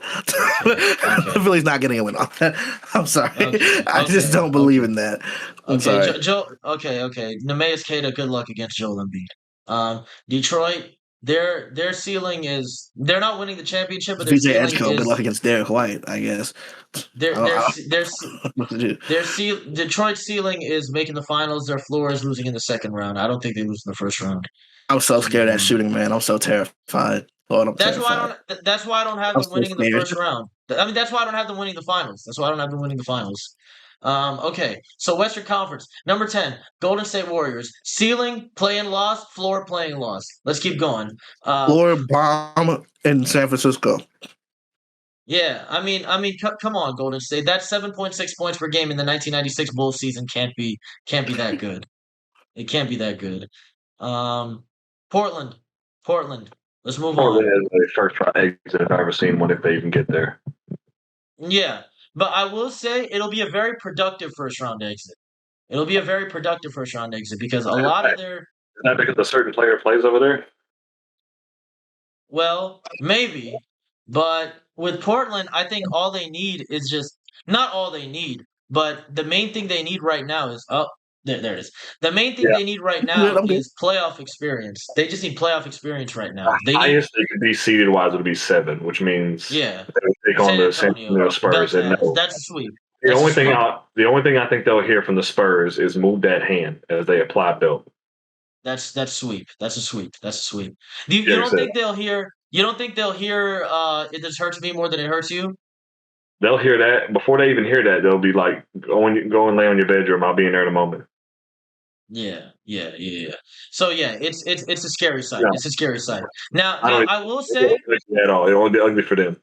You know what? I'll say this: their ceiling is winning one game of the playoffs. Winning one game of the playoffs. That's their ceiling. No. Winning one game. Boy, get ready to see One playoff. game. He who shall not be named. Yeah. Yeah. I'm trying to tell you right You're now. cooked. Yeah, it's Right, gonna be buddy. bad. It's Yeah, gonna be they're bad. getting destroyed. I'm telling They're you, getting waxed. I'm telling you, they don't have a chance in this series. But I guarantee you, he's gonna lose them 2 games all by himself. At least 2 games. OKC Guarantee you. is going to play Jalen Williams, not the good one, not J-Dub. Jalen Williams. And he's gonna give them work. I'm probably their fresh player. San Antonio. If they finish 7 in San Antonio, Wemby and them are gonna give them work. Yeah. Boy, The best playing team is probably the Suns, unironically. Especially as long as they have Dylan Brooks back. Like I said, I've been really impressed. I've been really impressed with Mark Williams. Like I said, Booker, if he comes into regular form, he's been kind of up and down all season with the shooting and stuff. I'm not really too worried about it. Jalen Green just throwing it out there. Hey. Jalen Green has been all right. We'll have to see how he keeps going with this team. Obviously, the injury stuff definitely did make him take a step back, but I've been a little impressed with a couple of the games. There's actually been some of his games where he scored less, where I was more impressed than when he scored more. I think some of the games where he scored more, I think he was just hitting shots. I don't necessarily think he was playing better those games. But we'll have to see. I've been impressed with them all year. I think they had the best chance of maybe stealing a game off of the Spurs. I don't think they could steal a game off the Thunder. Hell no, I don't think so. Now, and I think I will say, they could possibly steal a game is I think Dylan Brooks is the perfect type of defender that you put on someone like Wembanyama. Now, if the Suns somehow get up to the 6th seed, do you think they have a chance against the Lakers? I definitely think they do. I definitely think they at least to make it really nasty because I don't have much faith in the Lakers at all. I guess we can save it for the Lakers when we get there, but the Lakers are the most easy setup for a letdown I've seen in a while. That is just straight. Would it be a letdown? Would it even be a letdown at this point? It would be for me because I've been telling you all year that they really weren't that good. The offense is there. Obviously, you have Luka Doncic, so you're guaranteed about 50, 60 points right there off of just that. Yeah. He's going to score 30 of them by himself. He's going to assist people. Like I said, having Luka Doncic on your team is circling your team in for at least 60 points every game. But also, this is the first don't even time. matter. But also, like Grit said, this is arguably the first time the LeBron's on a team, and it's not good that he has the ball in his hands as much. So actually, it's not, and it's not because of LeBron though. For me, when LeBron has the ball, Luka does nothing unless Luka's off the ball, then it's fine. Luka can't move off the ball. He doesn't move off the ball. He doesn't do anything. You'd rather have Luka on ball than LeBron because obviously LeBron isn't there at this stage of his career. Exactly. And it's best actually when you see the minutes with LeBron and Austin Reeves. They have a really good tandem with each other. They have for a while. They just always had a good connection. Right.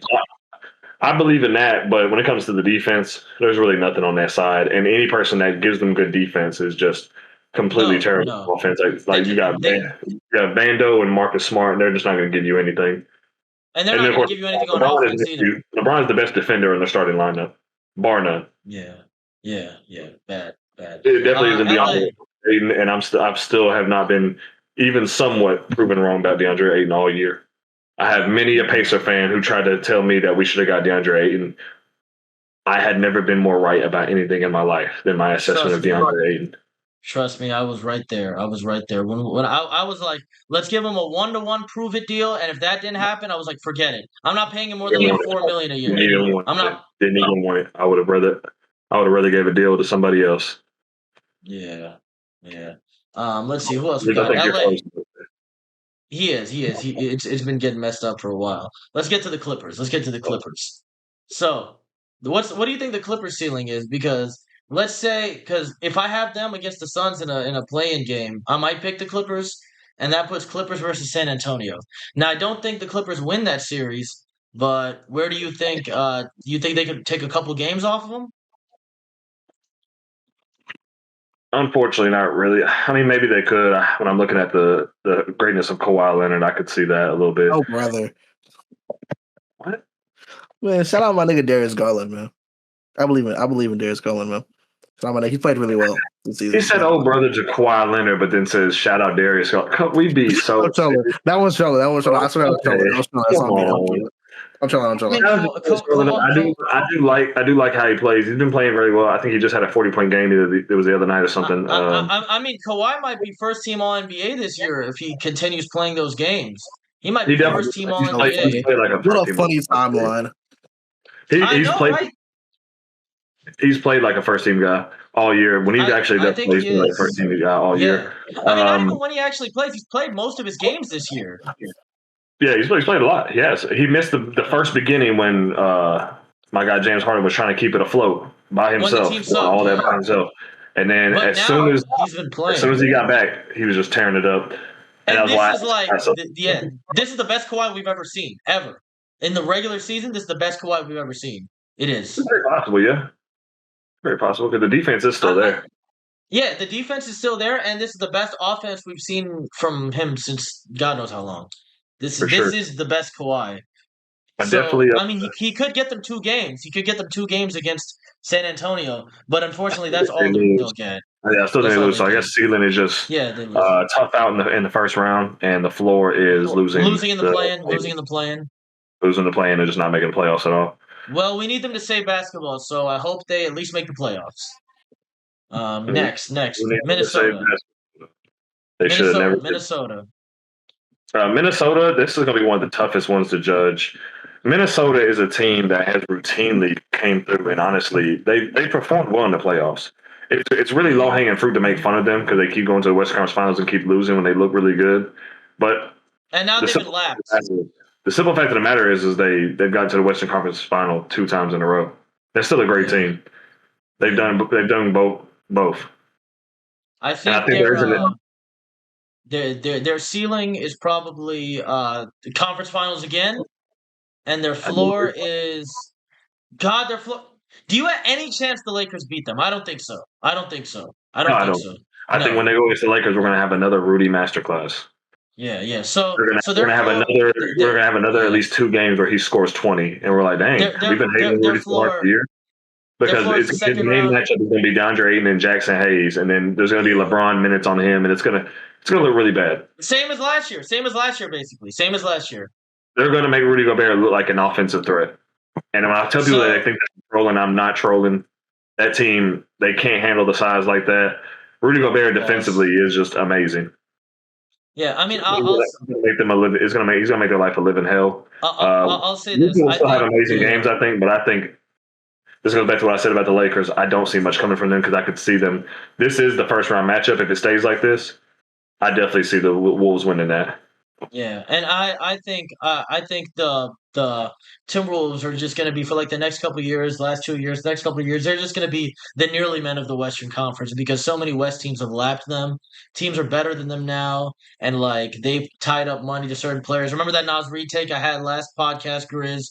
So yeah, I mean, I think this is their ceiling for the next few years is just going to be conference finals, which is unfortunate. Kind of sticking my head here, but the Lakers hope that the Rockets, especially, but maybe even the Nuggets, they hope that those 2 teams lose more games. So they have a far better chance against the Rockets. But we can go on to the next team. Absolutely. I mean, imagine KD versus LeBron playoff series finally under the worst possible circumstances. That's a shame. That's a shame. Let's get to Denver. So what do you think Denver's ceiling is? Because right now they face Houston. I think Denver probably beats Houston. But what do you go from there? In that matchup, I definitely give it to Denver for sure. The playoff experience, the greatness of Jokic. I still have a little bit of hope out for Cam Johnson. It's been kind of hit or miss all year with him, especially with the defense and just fitting in with the team a little bit. I've liked what Bruce Brown has done on the team. Like I said, he's not a needle mover per se, but he just fits in with that team so well and does all the little things to help that team out. He fits in with everybody. He's like a new Dennis Schroeder. Yeah, so I like how the team is playing. I definitely see with Nuggets. This is going to sound kind of crazy. Their ceiling for me is the finals because I do see a situation where they do beat the Thunder. They almost beat them last season. They did almost beat them last season. Obviously, everybody's going to say that they were a calf injury away from losing in that one. Shout out to Aaron Gordon. I definitely see them getting at least obviously to the second round, but my ceiling for them is finals and possibly obviously winning the finals. So their ceiling to me is champions, and their floor to me is second round. And it would just have to be a bad matchup, maybe some injury luck, I think. So you think they absolutely beat Houston, no matter what? Yeah, I don't see a scenario where Houston beats them. Maybe mucks it up with their level of defense and just being able to stay in games.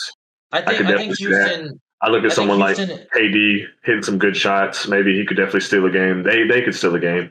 When you have the defense they have, when you have the rebounding they have, they beat out the Nuggets when it comes to rebounding because Jokic can't do it all by himself. But Right. the simple fact of the matter is they don't have a post defender for Jokic either. No. And they don't have the ball handling whatsoever. So when you start putting guys out there like Payton Watson, Bruce Brown, even Cam Johnson as he is now, and he hasn't looked as good as Christian Brown. Christian Brown, those defenders, they're going to make that a living hell for them, and it's going to fall on Kevin Durant again. Kevin is going to have to sit there and be the main play initiator. They'll just double him. They'll double him, and Kevin doesn't respond. Even without the doubling, he's gonna make great shots. He's a great offensive engine. We know he might have 3 games where he scores 30. That doesn't win you the basketball game in and by itself. So you think this might be like that 2022 series, that Boston versus Brooklyn series, kind of like that? I mean, not in so many words. It could be. I just think this. I guess maybe that's a fair enough assumption, but this team is so flawed. Because we're going right into the Rockets, so we'll just speak to them next.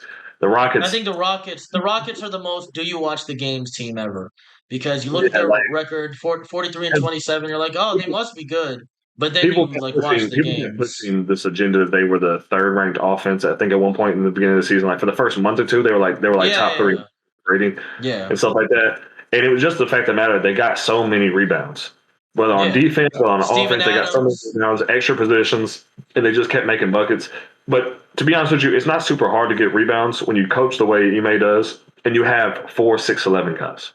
4 guys that are pretty much 7 foot, and they have long wingspans. Kind of like the Raptors a few years ago, where they just had a bunch of 6'9", 6'10" guys, 6'9", 6'10" athletic guys, and just told them to go jump and grab rebounds. And the simple fact of the matter is, they don't have Steven Adams anymore. I don't think he's coming back anytime soon for this year. I think he's done for the year, if I remember correctly. You can check me on that. Yeah, I think so. Steven Adams is one of those players that is an important piece, and nobody's going to know because they're just going to check box score and see he's like 8 and 5. They're never going to. Yeah, but it's the loudest 8 and 5 possible. It's the loudest 8 and 5 possible. L.A. So back to the Lakers. Oh, we didn't say official predictions for the for the Rockets. Houston Rockets. First round out. I'm going to say ceiling is going to be second round. Their floor is first round. I give them that, but because they also could win or lose games and be somewhere else and play a different team. And I do see a world that they could get to the second round if they got matched up. If they lost some games, got matched up against the Lakers, I could see them possibly winning that one. Even though my bet is more so on the Lakers in that regard. But that's trash versus garbage. So, anyways, to the Lakers. So we go to the Lakers, and like I said it a bunch of times, terrible defense, and the guys who are good defenders, it's not good offense. You know what I'm saying? Your best defense. And they only have 3 guys who can do something with a basketball. So sure. I mean, you can put the ball in hand someone like Marcus Smart's hands, and he can dribble it up around. He can help out, but he's not doing much with it. He's just controlling. Yeah, Vando can't do anything with the ball. He can't even catch lobs. A complete negative on offense. Vando kills so many possessions. I love Rui, and Rui's been a little bit better on defense, and he is probably one of their best jump shooters on the team. Not named Luka Doncic and Austin Rivers. It's not gonna last. Austin Rivers. shout out Doc Rivers' son. But it's not gonna last. It's not gonna last. I just don't see it. My ceiling for them, and this is just absolute greatest matchups, is Western Conference Finals. Second. Oh wow. That would be if they got matched up with Houston, and then it'd be a surprise against either the Nuggets or the Wolves, or maybe they get higher up in the standings and they get up to the second seed. I don't think they're that far off the second seed. They're 7 games behind. That's not happening. They're 7 games behind. You're probably right then. Yeah, I don't see it. If they can't make up that distance, the Spurs don't go on the losing streak, then yeah, I just don't see it. I might have to refrain and actually say maybe second round is their season. Second round out is the ceiling, and first round out is the floor. Let's get to San Antonio. To me, San Antonio's ceiling is the championship, winning the championship. That's their ceiling, winning the championship. Because It's if tough for I me to see, say that for a team I've never seen play in the playoffs. It's extremely tough for me to say that. It's hard for me to stamp my name by that when I even know that a team that has a good coach could possibly easily scheme against Wembanyama on his offensive side of the ball. And I think when you put strong wings against him, you make it really difficult for the other guys because Wembanyama is you going to make have him to bring set the up. ball low, if you make him bring the ball low, Like I said, and that's the thing. He has to. I mean, the thing about big ball handlers like that, you can go back to Kevin Durant, even someone like Kevin Garnett. When they're that big, it's hard to handle the ball. Like, it just is. You're just that high off the ground. It's harder to handle the ball. Even someone like a Cat, handling the ball is just difficult. That's why we give that's someone like him why. so much love early in his That's career. why if you remember, like I think it was earlier this season when they were talking about how tall Wemby was, he was like he's taller, he's getting up to 7'6", 7'5", and people were like, that's not necessarily a good thing because the guy's getting taller, but also that's not going to make his ball handling as good because Yeah. you're so high up off the ground that when you bring the ball low, people are just going to go for it, and you have to. Even some bigger guards that are more leggy, the more leggy you are, that's your center of gravity is set higher, and you have to dribble the ball higher. Just Yeah. basic physics, and that's just a And real it's that's a real easier. thing. It's easier to get the ball plucked. It's easier to get the Yeah. ball plucked. So a lot of times it's just slower, and you have to take wider dribbles.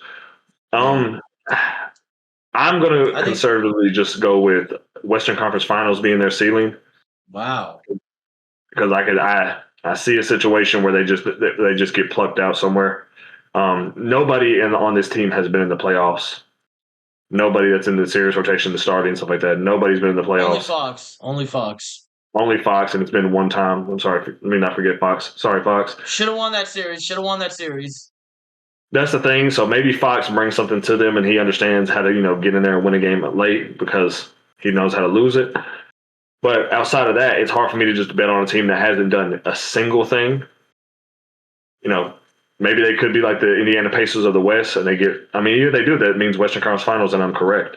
But But for a also team, the Pacers were never the second seed, so they're higher up than the Pacers were. So I don't put a lot of weight into seeding as much as others do. I mean, Because say they because they're only 3 games behind the Spurs, the 3 games behind the Thunder. Say the Thunder start losing a little bit, and the Spurs get the first seed. They're winning that first round matchup, and then the round 2 matchup. That's the second round, Thunder versus Spurs. No, wait, actually 4 and 5, right? If they're the first seed, then the second round is 4 to 5, right? yeah, It's they would get 1-8, 4 and 5. They're winning that. Houston, Denver, yeah, they're winning that, and then it would be conference finals versus the if these Thunder. things stay. If these things stay, So the answer is basically, can they beat the Thunder? That's the only answer.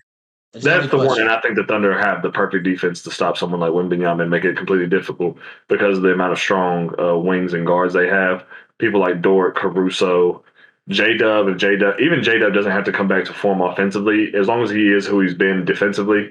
Perfect defender to put on Wembanyama. And then, like I said, they have guys to spare to put on the other guys like Castle and Dylan Harper. They have Yeah, they defenders have to spare to put everywhere. AJ Mitchell. They have Kaysen. Yeah, they have He guys. didn't play for the defense, but he can score for you. But they have plenty of guys. Case and Wallace. They have plenty of defenders, especially at the guard and wing spot. Luke Cornett can do whatever he needs to do against Chet down low. Like I said, this isn't even about the Chet versus Wemby hype. I see a situation where Wemby has a very difficult time against that OKC team. But I could also see someone like the Wolves proving a difficult matchup as well because they can do the same things on defense as well. Right, right, right. But I will say, The seeding of so, 4 through 6 matters the most because I think the team that had the best opportunity against the Spurs would be the Wolves. right, right, right. Okay, so you don't put any stock into those 3 regular season wins. Against the Wolves, you mean? No, the Spurs and the Thunder. They won 3 and they lost 1. It's not that I don't put any stock. I don't put any. It's not that I don't put any stock. I've been thoroughly impressed with the Spurs, and I was very high on the Spurs at the beginning of the season. I actually had them as a I lock said, as a top five I yeah, team. I had them as the second seed and Wemby as runner up for MVP. So yeah. Yeah, So even though I was high on them, I'm still impressed with what they've been doing, even without Wembanyama. But at the same time, the playoffs are a different beast because you do get so much time to scheme against an individual You're just team. picking with the guys that have been there before. Yeah. Well, it's just the fact that one team can sit there and scheme on you and study you they have at least a week's time, especially before the playoffs start, to scheme against you and things like that. It gets a lot spookier when you have time and you get to go throughout the matchup. No matter what, each playoff matchup is at least 4 games. To beat a team 4 times in a row is difficult. We've seen a lot of sweeps, but we've seen a lot of games where at least it was a gentleman sweep. It's very difficult. Yeah. And each level of the playoffs, it just gets exponentially harder in most cases. And I definitely see that for a team like the Spurs that hasn't even been there once yet. So I don't even know what these guys are going to look like long term. Okay. But if they surprise you, you won't be mad. No, I would not be mad. I'm looking for the Spurs to if they go to the championship, I would love that. But I'm going to go on the safe side and say Western Conference Finals. Second round is the floor, though. Second round is the floor. I don't see it. I don't see a first round exit scenario for them, in my opinion. Okay. And of course, second round would just be them getting overexperienced. Just them getting overexperienced. You get overexperienced, but you got, like I said, I think the Wolves possess an ability to possibly beat them with the type of defenders they have, and obviously the offensive pieces they have. But I think when you have someone like Jaden McDaniels, even Julius Randle, who isn't the greatest defender, his amount of body he has and the strength he has, I think you could put him on Wemby and make it prove it to be difficult and funnel him down low to where then he's either got to make a bad pass, and he's not a bad passer, but like I said, if you're putting it on him where he's just a decoy and he can't get anything going himself and the jump shot isn't falling, I think they have a bad time against that Wolves team. Yeah, just anybody who could really get low against Wemby and just disrupt the center of gravity. I think even Anthony Edwards could prove it a little difficult because Anthony Edwards on ball is a really great defender. Off ball is where he gets extremely spooky with Ant. Yeah. All right. I think with the Spurs is that guard rotation. I'm not gonna lie, that's what's ridiculous to me. I thought it's gonna win them a bunch of games. It's like sure. They don't have a single bad guard. They don't have a single. Dylan Harper being your third. Yeah. And he hasn't leveled out from the beginning of the season where people thought he was like Castle get a year, but Castle being an all defensive level guy, it's crazy. Oh, for sure. Crazy. Like I said, their defense is going to also win them some games. Or like I said, even some of the losses are going to be really mucked up losses. But I could see them learning really quickly is the thing. I could see them losing like a game or two, like losing the first game or two in the second round, and then being like, "Oh, we get it now," and then flipping the switch and making adjustments. Because Mitch Johnson's a very good coach. He's exceeded my expectations of what I thought he would be. I thought he would. I thought he'd just be like another dude. He's a very good coach. The way he's used their defense and the way he's played Steph Castle so far, and even like a guy like Keldon Johnson, Keldon Johnson is not like the best player. Keldon Johnson's so weird to me because he shouldn't be as valuable as he is. He has all the habits and all the makings of like, this is gonna sound weird, but like a Kuzma type player, to where he's like he has Kyle Kuzmaisms at times, to where Stray of hell. Yeah, no. This is a good thing.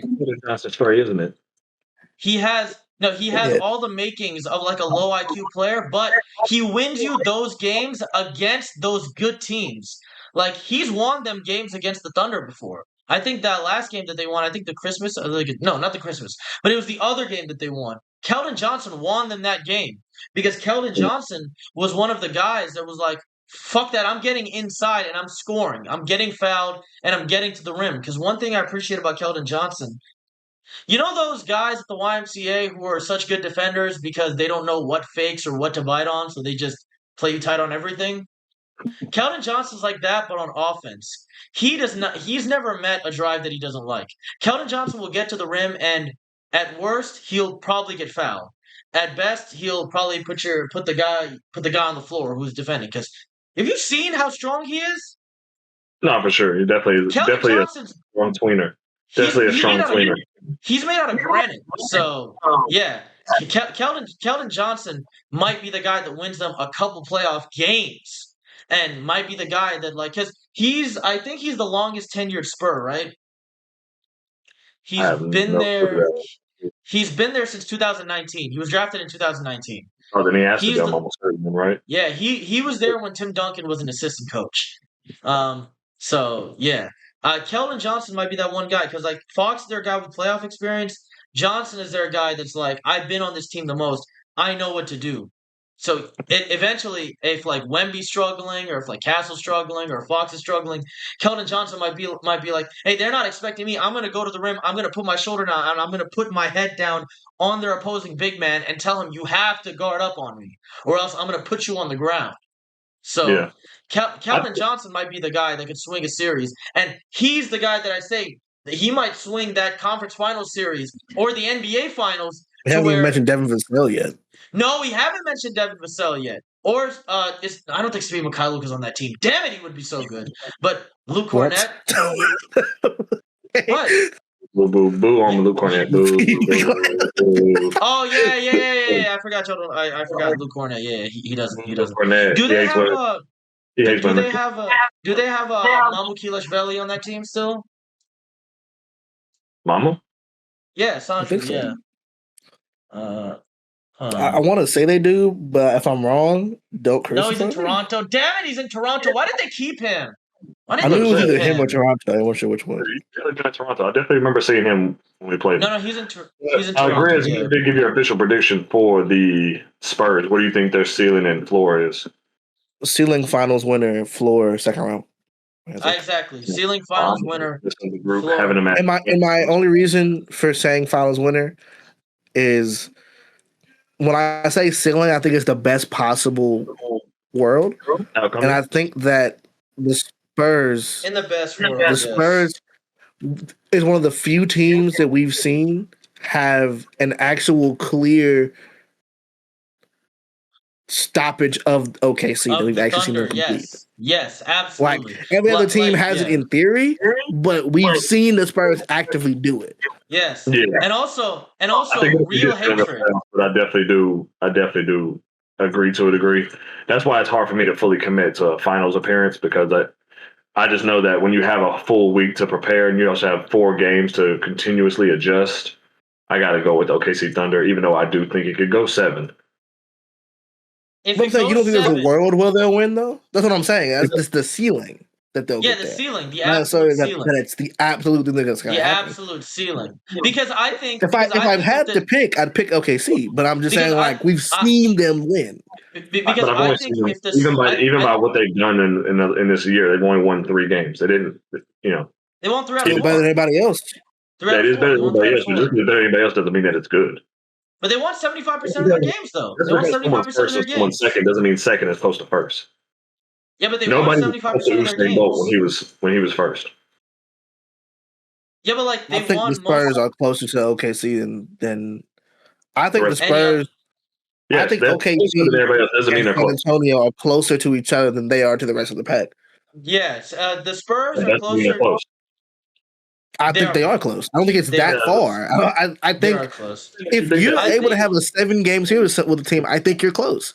Yeah, the second place guy was the closest one to Usain Bolt. Nobody was close to Usain Bolt. But you're saying in this scenario that they can have a 7-game series and lose, right? Yes, that's what you could happen. That's close. If you win 3 games against an NBA Finals team, that's what the Pacers did. Y'all series is the same. Yeah, and I don't think every sweep is the same.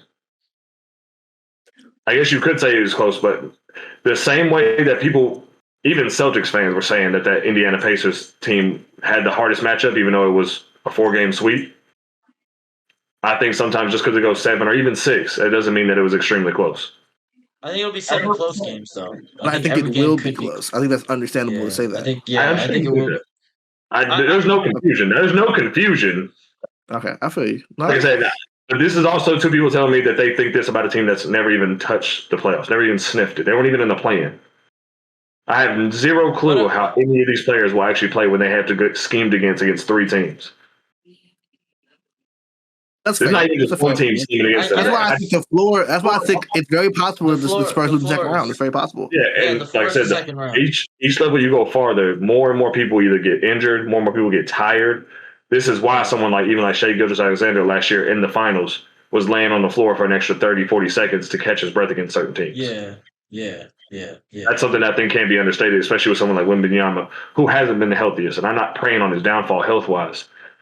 He's been healthy recently. He's been fine recently. He's been fine recently. He's been fine recently, but this is also the most he's played in a year. And even so, they also managed him for like about a quarter of the year with the 20-minute stuff. If Wemby stays on this 65 game thing, and I hate this rule so much, how many people need to lose that out on that for him to win MVP? Like, how many people are in front of him right now? It would probably just be Cade and SGA. They want Luka to win this. They want to push Luka for this. I'm so tired of guys. Can we just stop for a second? Can I just make a? Can I get an ISO for a minute here? I'm sorry. He's about to say about 33 points per game. No. I need you to understand something. The reason you keep seeing Luka for MVP is because these betting sites want you to put your money on this nigga so he can lose. I need you to understand this right now. You're getting played. He's not winning that award.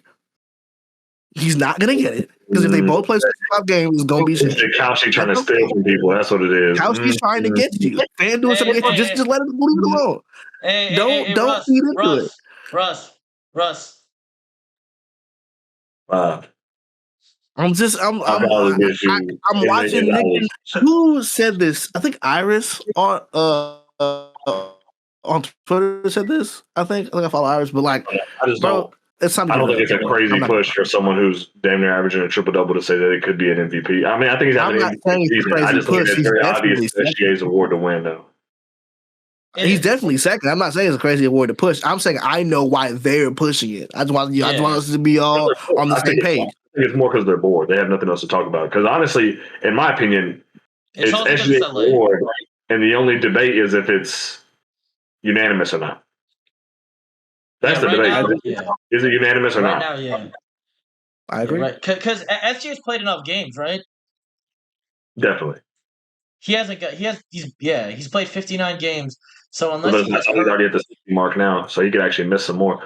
I was gonna say, how far is Jokic from being disqualified? Is he? He's not already. I think he might be done.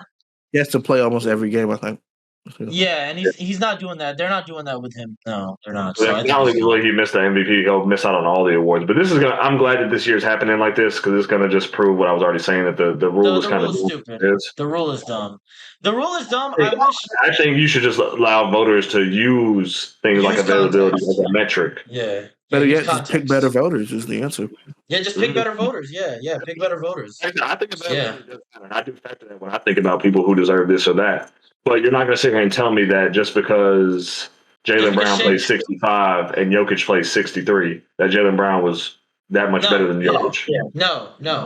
You're not telling me that if Shea plays the next 5 games and then gets ruled out for the rest of the season with an injury or like a finger thing, that means that he's not the MVP because he wasn't durable enough. Yes, he was. And when he was ruled out of the season, that's already when OKC locked up the first seed, hypothetically. For sure. So I think the rule is dumb, and like I said, I just wanted everybody to not get hurt, but had the time off. So I'd have to give someone like Jaylen Brown. Time off. I want Jaylen Brown to get MVP, and everybody be like, "Oh no, this is dumb." Hey, shout out 19 Keys. Boy, they're gonna hate that. I just want them to have to do that, so then they'll have to admit, we was wrong. Hey, shout out 19 Keys. Shout out 19 Keys, man. Shout out the Matrix. Shout out Escaping the Matrix. Shout out Tariq Nasheed. Shout out that one documentary that Kyrie shared, which we're not going to talk about. I definitely think that just going right back into SGA and obviously the last team that we have, OKC, their ceiling is. Wait. Grizz, what was that thing that you said that you had a problem with Jaylen Brown and the Tariq Nasheed stuff? What problem did you say you had, Grizz? I don't remember what I said. That was 2 weeks ago. You were like this whole thing where it's like they're stealing money from us and you're making like $600 million or something. What were you saying? Oh, I was saying that this is a really funny measure from a nigga that's making a max contract. I'm so tired of niggas doing that, bro. I'm so tired when niggas think they're like revolutionary, but they become revolutionary only after you aren't affected by your revolutionary actions. It's so stupid to me. It's like, oh yeah, y'all gotta fight the power, not us. Y'all. You are the power. You're the power. Nigga. You're the millionaire. You go do something. Which is not me saying that Jaylen Brown doesn't do anything. I'll make that clear. He does. Don't get that twisted. That's not what I'm saying. I'm saying that optically, it's always funny to me when a guy like him or Kyrie. Kyrie. Cameron's gonna hate this. Or Jay-Z is like fight Tyler the power, Perry, guys. Tyler You Perry, are a billionaire. Tyler Perry does that. Tyler Perry too. Notice how Tyler he Perry. skipped over his goat to hate on Tyler Perry. No, listen. Don't do that as well, too, though. Listen. I remember Jay-Z's comments about Kaepernick before and after he bought the NFL. I remember those. He's like, "Oh, it's a great thing that he's doing this. He's making a great political statement. He's making a great political statement." And after that, he's just like, "I just wouldn't have done it on the stage. I would have done that. I would have made a different type of statement." Like, I know what you are. I know what you are, Mr. Capitalist, Mr. NFL mascot. I know what you are. He's never lied about being a capitalist, by the way. No, he never has. He tried to convince people that capitalism. But shout out Killer Mike. Because I'm Mike as well. But I will say, you were talking about how you were going to buy back the Marcy projects, and all you did was give the people there a course on Bitcoin in 2021. That's all I'm going to say, Mr. Sean Carter. Anyways, what I'm saying, Oklahoma City. No, I know. Hypocrite. I know. Oklahoma City Thunder. No, I'm a hypocrite too. I'm not saying that I'm not. I'm very clear with you now. Let me be very clear with y'all. I'm gonna be so dead serious. Before y'all quit this, let me be clear. Let a nigga give me $20 million. I might get on here and say some crazy stuff. I'm letting y'all know off the top right now. I'm not gonna lie to you. I'm not gonna sit here and act like that's you. Russ. Now I know your character. People love to get on here and be like, "I'm never gonna switch up. I am viable to switching up." This is not what I'm saying. I want that very clear. Russ, just know. Next week when we see that blue and white flag in the background of his camera, we know what happened. I'm just saying, bro. I'm not saying. I'm telling you, y'all, the God honest truth, bro. That's what I'm letting y'all know. No one else is gonna tell you that. I actually think the Portland Trailblazers can make the finals. I actually think they can make the finals. They would have to pay me $20 million for me to say that, and I'm still not gonna say that. That's ridiculous. They might have to shoot me. I'm not gonna lie. That's not possible. I'm not letting that one go. By the way, I haven't heard nearly as much hate for the Brooklyn Nets. Brooklyn Nets. Yeah, they got five of them. They import like four players from that same area, and they got a crazy. I don't know if you know this. They got a crazy amount of All-Star votes. Yeah, they did. They did. All four of them. You know what's funny? When that data center turned off, we didn't get that many votes after that. Isn't that crazy? Yeah, they didn't. We have actually noticed all that prop for Mr. Blue and White in Portland. That stopped after the data centers got hit. All of a sudden, it's all Donovan Clingan propaganda. Nobody else. It's crazy, yo. Oh yeah, it's all Gunther propaganda. Yeah. Shout out Donovan Clingan, man. Shout out a real all-star level player, Donovan Clingan. Shout out him. Yeah. OKC ceiling finals for Western Conference Finals. Western Conference Finals. Well, yeah. Everybody's healthy. Their floor is the conference finals. Yes. Yeah. And I will say my preferred. Look, I'm almost gonna say their floor is just losing in the finals, and even then. No. I think the Spurs could get it. I think the Spurs could get them. We have different opinions about this. I think the only team that could beat them in the conference finals in the West is the Spurs. But I think the Spurs are the team best suited to beat them. Let me not lie. Let me think because I also think about the Nuggets as well. If the Nuggets get paired up against them, I think there's a possibility. So I guess their floor is the Western Conference Finals losing out. Why did they get rid of Westbrook? I still don't understand that. They didn't want to pay him for real or whatever it was. You don't believe in Bruce Brown, bro? Yeah. What about that? What about how much did they pay Christian Brown? How much did they pay Christian Brown? We've been on stream too long. We're being on stream too long. We're trolling now. We've been on stream too long. No, we're not. No, it's only 2 hours and 8 minutes. You don't believe in Christian? You don't believe in him, bro? You don't that 2 hours and 8 minutes is worse than the 4 hours last time because that's disgusting. You don't believe in Christian Brown? We're comparing Cowboy Man to Russell Westbrook. Please stop. I'm so tired of this. I'm never on the same team as somebody as Russell Westbrook. Russell Westbrook is my litmus test, and no one ever passes it because they're extremely too high on Russ, saying that he should be starting on like 16 teams, or they're saying that he deserves to be out of the league.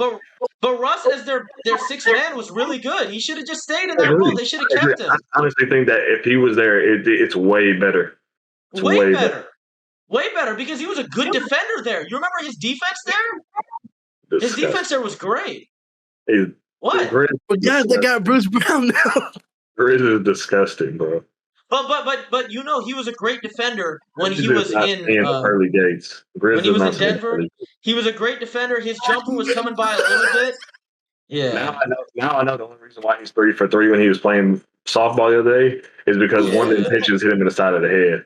Yeah. He got on base 4 times. That would only make you 2 for 2, baseball wise, by the way.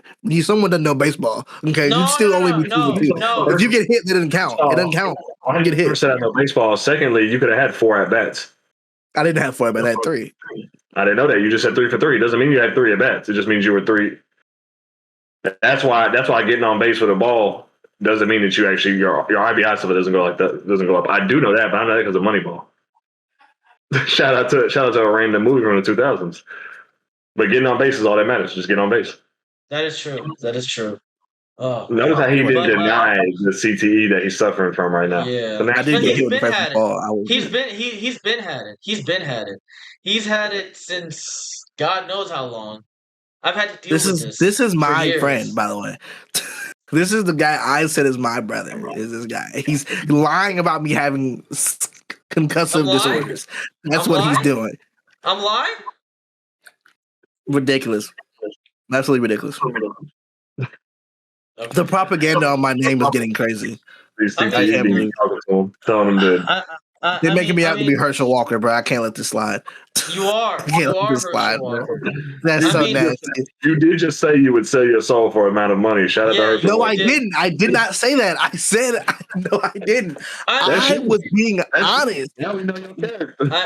I mean, Grizz, assume this. It could be worse than Herschel Walker. I could compare you to diving headbutt and crippler crossface, man. And I haven't done that. And why are those the 2 options? Why can't I just be a football player? Those are the 2 options. Why do I gotta? Why those 2 options? To be honest with you, given the demographics, just being a football player alone does kind of put you in that demographic of being able to sell your soul. I forgot. I only played football 1 season in elementary school, and that was it. I'm not a football player. I just never played football. Your big ass never played football in high school. Disrespectful. Look at what now. Look, this is hatred. This is hatred right here. That's unnecessary. How tall are you, Grizz? 6 foot even. Like 6 foot flat. Oh, okay. Yeah, it's not bad. Yeah, it's not bad, especially for football. And he's making it seem like you are rotund. Well, like I said, that's good enough for high school. He is a rude person. When I was in high school, I was skinny. When I was in high school, I was like 180, 160 at 6 foot. I was a small person. Wow. That's not small. That's normal. It's lanky though. It's all for like playing sports. I was 6 foot in high school and weighed like 145, 150. That's lanky. Damn. I was lanky. I was 6 foot. Yeah, and Amy can tell you, he's seen me in person. I'm tall and I have long arms. Yeah, I was gangly. He's Slender Man for real. He's Slender Man for real. Yeah. So why do we act like I can't also be gangly? Why I'm saying this. Oh, you're not. Oh, you're not though. You're not. You can be, but you're not. This is so disrespectful. And I have some muscle on me at this point now. I'm not gonna lie, Grizz. Next season 2 of the Mouse in the House podcast, sponsored by Manjaro, is gonna go crazy. That's all I'm saying. Sponsored by Manjaro. Yep. Manjaro's crazy. Shout out to Factor Meals. Yeah. Yeah. What? I know we're about to get into unplugged for a minute before we do the draft, but like, what is a company you take an ad for? Like, hey, I want this ad. What's the ad that I would want? Yeah. Shout out to Raycon. Shout out to Ray. Yeah. That's like the most unproblematic one, though. Honestly, it really is. I literally was gonna bring this up like 4 episodes ago. If I were to do a sponsorship, it would be with Raycons. I've been using Raycons since 2019, and they've never let me down once. Not sponsored, by the way. Not sponsored. Not sponsored. I just like them. They've never let me down. I haven't used them yet. They've almost got me to press buy a couple times. Haven't done it yet. I literally can tell you the exact 20% off code that I used from the YouTuber that I watched. I can literally tell you that. I was that deep in, bro. You You remember? left and right. I mean, listen, I love these. I love these headphones. This is not a sponsorship. I have Raycon, one. get Yeah, up. yeah. I know you're gonna have a Raycon tattoo on his forehead. Yeah, free Raycon for life. Matter of fact, enter the code. Enter the code Darius20 for $15 off. There you go. Just unnecessary. Darius 20. Not even your name. You had to put me into it. Just unnecessary. Darius 20. Darius 20. That's a double fist. Got 2000 right there. Glazing Raycon. This is. I'm saying now. I will say we've done all these fat jokes and I've disproven it. I've been going against it, but I will say if there's anything that I would pick to advertise, why are you laughing? You know that's crazy. I hate being long. That's so disrespectful. Were you even laughing at that? Or were you just laughing in general? Nah, man, there's something happened in my background. Oh, really? What was happened? Okay. Suck, bro. Oh my God, it's terrible, bro. Listen, all I was gonna say was my family, my bloodline. Okay. He's trying to ease it to not just be him. My He's bloodline. trying to ease it to be his whole family. The Darius, aka Grizzly familial tree, is forever indebted to the impact that a Friday night Little Caesars pizza has done for us. When you needed it most, it was there. It's always been there. And I want Little Caesars to know that I will never turn my back on you. I will always be a shooter for you. I can do a Little Caesars. Yeah. Little Caesars is so good when you don't have a bitch in your ear telling you that it sucks. So real. Trying to tell you. Little Caesars. What's even in that, they say, as they eat a McDonald's burger? You know what's funny? You know what's actually funny, though? I used to work at Little Caesars, too, and I can tell you they use actually real ingredients. They use cheese. They use real sauce. No, I remember people try to use that. They tried to push that propaganda that their cheese was made of oil. Yeah. I literally worked there. I was like, it's regular mozzarella and Munster. It's mozzarella and Munster. They tried to say like the cheese there was the cheese on like those shitty Easter bunnies. You remember those Easter bunnies? Can I ruin something for y'all for a minute? Yeah, go ahead. I don't think Cammy actually cares about this, but I learned recently I really don't like frozen pizzas except for maybe Tombstone, and that's it. Because what you start to realize, and then you chose the worst one. Whoa. Hold on. You could have chosen. Hold on, let me explain. Let me be clear. This is a sick. I don't like frozen pizza. Let me be clear. And what I've noticed is that a lot of the frozen pizzas, their sauce has this weird tanginess to it that is not dissimilar to barbecue sauce. Once you recognize it's there, your life changes and it never existed. Sauce in wet cardboard. Shout out Tombstone. You're not cooking your pizzas right. Cook your pizzas better. What's wrong with you? What are you doing? I'm taking the Totino. I'd rather have the best cooked. I'd rather have a Totino's party pizza in the microwave than the best cooked Tombstone. I'm trying to tell you, you can have Gordon Ramsay cook the damn Tombstone. I promise you. That's nasty. That's so sick. Bro. You hating. What do y'all think of pizza rolls? What do y'all think of pizza rolls? But those pizzas they have that are pre-made that are close to the entrance all the time. Those are pretty good. Yeah, those are pretty good. You can cook those in like 90 seconds. Like chilled. You can take the long flatbread one. Those are really elite too, and you can get like two of those of different flavors, like a barbecue chicken one, and then like a pepperoni one. You taking two down? Yeah. Oh wow. Oh wow. Oh wow. That's what she said. That's what you're doing. Russ, the real 520. I'm just trying to say. Look, I'm fat in spirit. What? I'm that spirit. No one starts a sentence like that and doesn't diss me right after. So please finish your statement. No one says something like that and doesn't diss me immediately after. I got to 190 because I was packing protein. I'm already about 130 grams of protein in for the day, and I still got some food to eat. I'm trying to get like Eric Bledsoe. That's a baby Brian. Swole for no reason. Swole for no reason. What the fuck you need those muscles for? Hey man, we hooping. Like I said, we make people think that we creating space. I don't want to be here. No, that's crazy. Man. Apparently, he said that he was in like some spa with his wife when he tweeted that. I don't believe that at all. He didn't want to be in Phoenix. Lying. Yeah, he didn't want to be in Phoenix. I can see either one. Man. Like I said, that's because they went from 4 to 3 starting level guards at that time. At that time, they were all starting level guards. Yeah, Isaiah, Goron, and him. Yeah, that was OD. And they had Brandon Knight at the point too, taking minutes from Brandon Knight. They did have. Like I said, they just kept getting guards, and they never was able to consolidate a trade to trade 1 or 2 of them to get pieces around. Yeah, Phoenix Suns are pretty bad. They ain't gonna lie when it comes to poverty franchise. It's been pretty bad last couple of years. Yeah. I was actually tweeting out that I wanted Devin Booker to go somewhere else at the beginning of the year. So I'm eating crow right now because they're playing pretty decent, but if the still ain't gonna do nothing in the end. I wanted Devin Booker to actually play for a chip for real. I think I said this before. Them being so bad after the Nash years is karma for them somehow not winning a championship during those years. It's actually insane how they never won a title in those years, and then they just fell off a cliff right after that, which is. This is Bean hate? You hating on Bean? 07.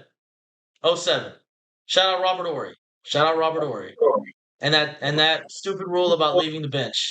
I'm taking all this right here, all this Suns glaze as Bean hate and Tim Duncan hate is what I'm hearing. That's all I'm hearing. Listen, Nash took him to 7 with blood running down his nose and his co-stars MIA. So. Oh, brother. Shout out to real Israelite. Shout out that man. He's not an Israelite. He's just a black. He's just a Jew. He's just a black Jew. He's just a Jew. He's just Jewish. Shout out to them. Shout out to them. Shout out to them. Shout out to them.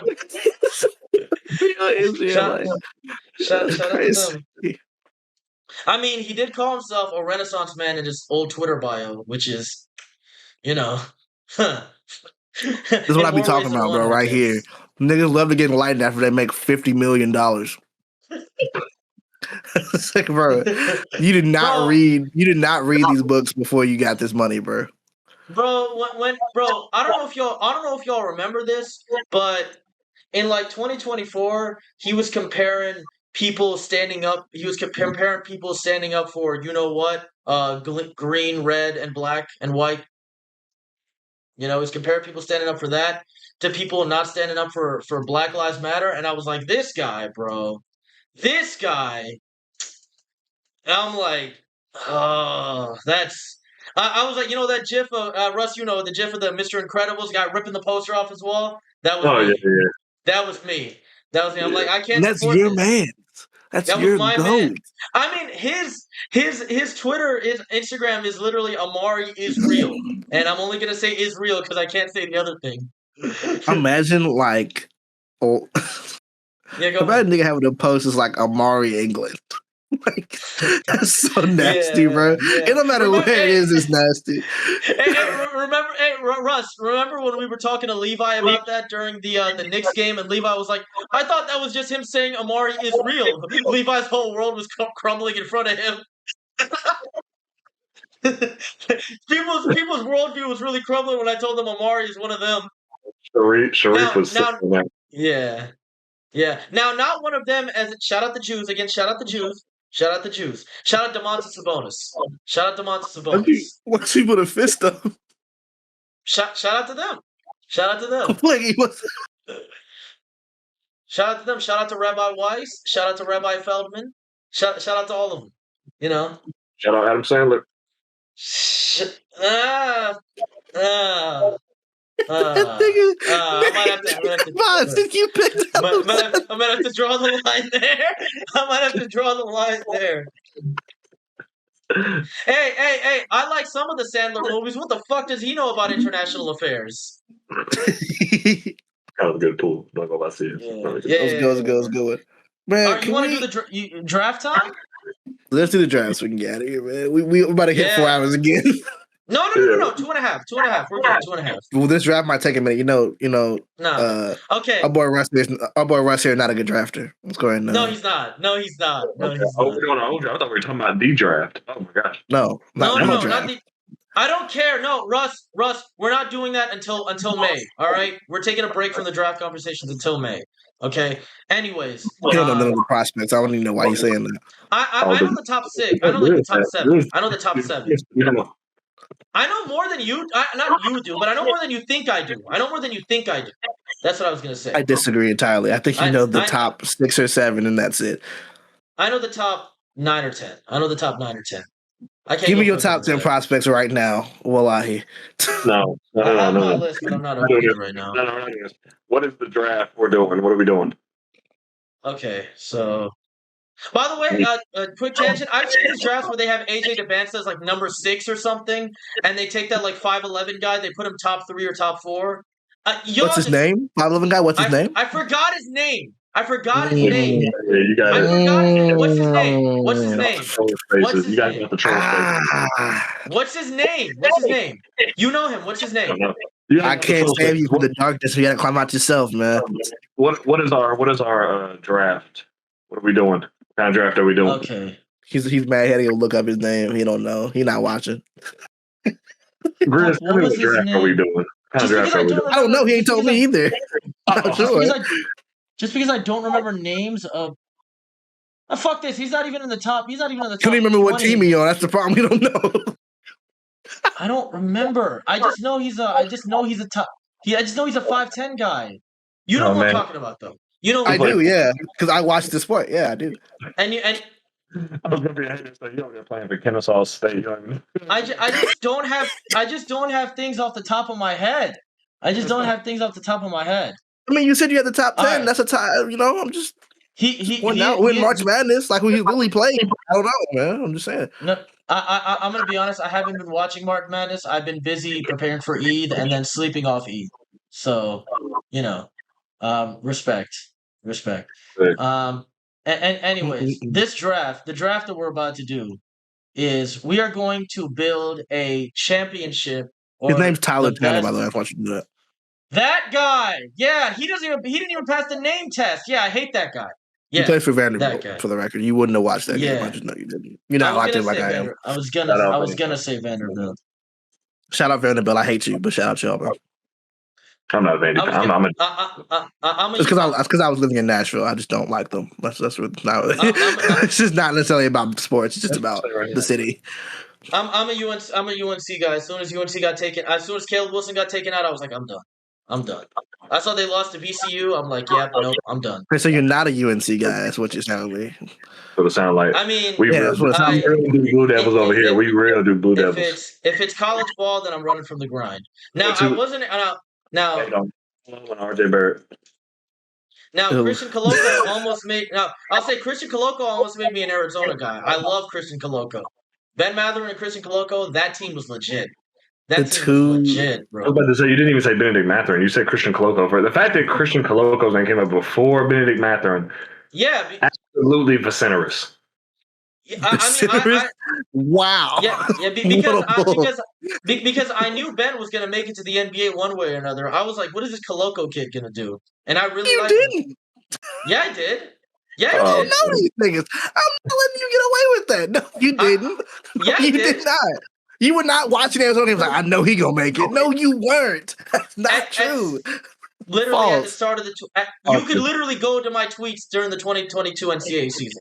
You could literally. This is what you did. You went on Google. You looked up draft board. You said Benedict Mathurin is knocked in our area. I'll start watching him. That's sick, man. No, I'm not gonna get off. I'm not getting that off, bro. You're not getting that off on me. Not on my watch.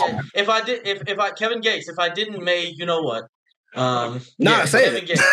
Kevin nah, double down on it. Nah, go ahead. Can I say it on here or? You can.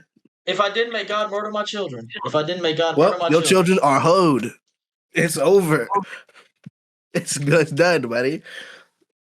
Get fried, bud. I'm not letting y'all besmirch my name like this. I'm not letting y'all Y'all besmirch my besmirch Y'all your is name. crazy. You couldn't even look him up because you didn't know what team he was on.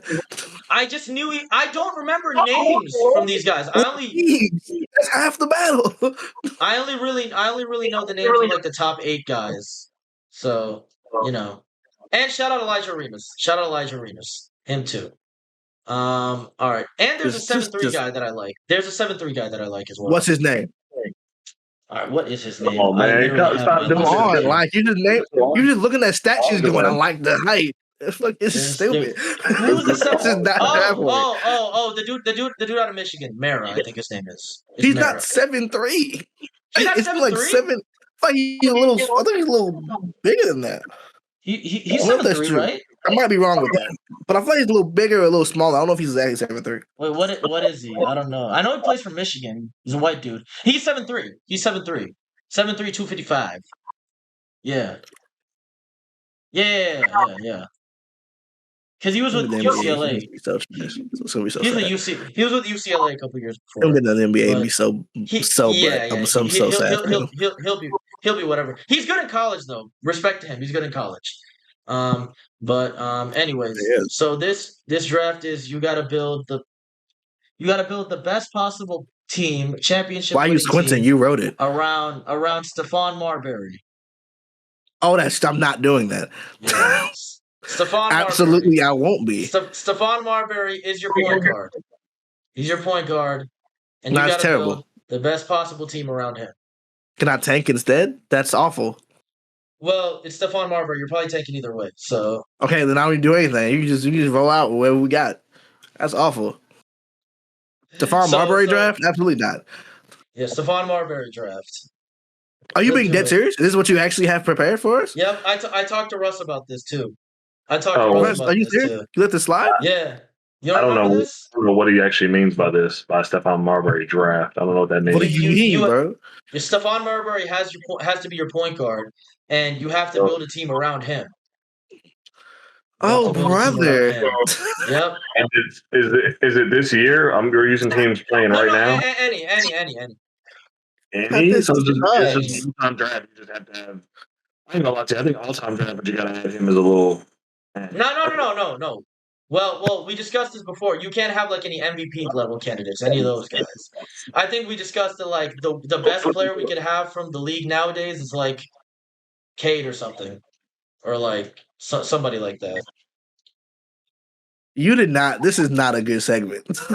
It's good enough. It's good enough. I just did a quick search. Your first ever tweet about Benedict Mathurin was in 24, October 30th. That's because I wiped my account.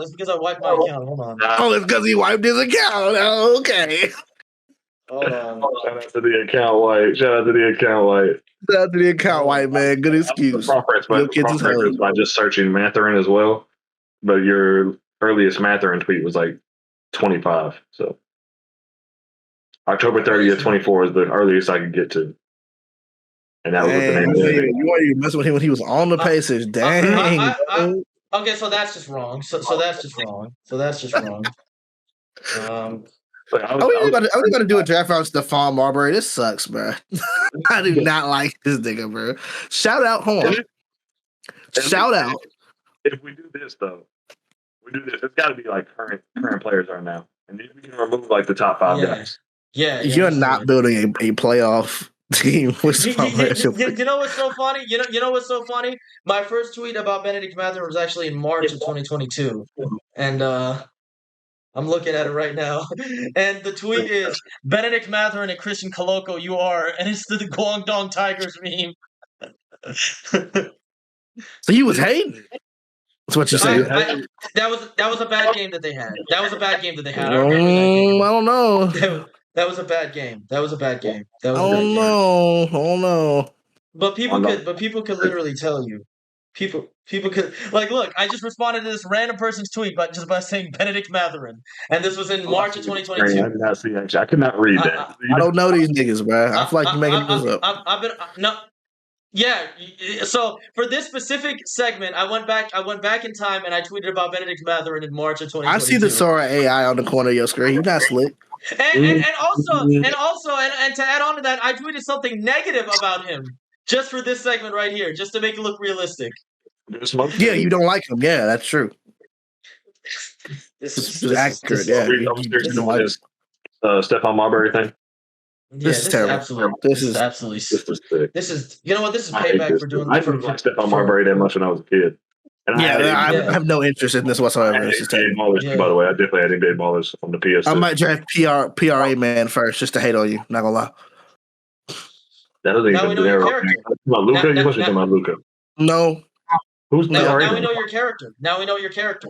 Blue you and know, white man. I know who PRA Blue man and, is. Mr. You know. Basic Training. Mr. Basic Training. Mr. Basic Training. Getting Mr. real Basic blue and Training. white in this room right It's now. Mr. Basic Training. It's Mr. Basic Training. Yeah, it's getting real blue and white in this room. Okay. I mean, would you? We gonna tank? Let's just tank. Why not? Right? I mean, would y'all prefer Stephon Marbury or Gary Payton? How do you build a team around Gary Payton in the Big 2-6? What do you do? Jesus. That'd be interesting. Not in a hating way, but like, how do I build a team around a post point guard in 2026? A post point guard. He was a good shooter.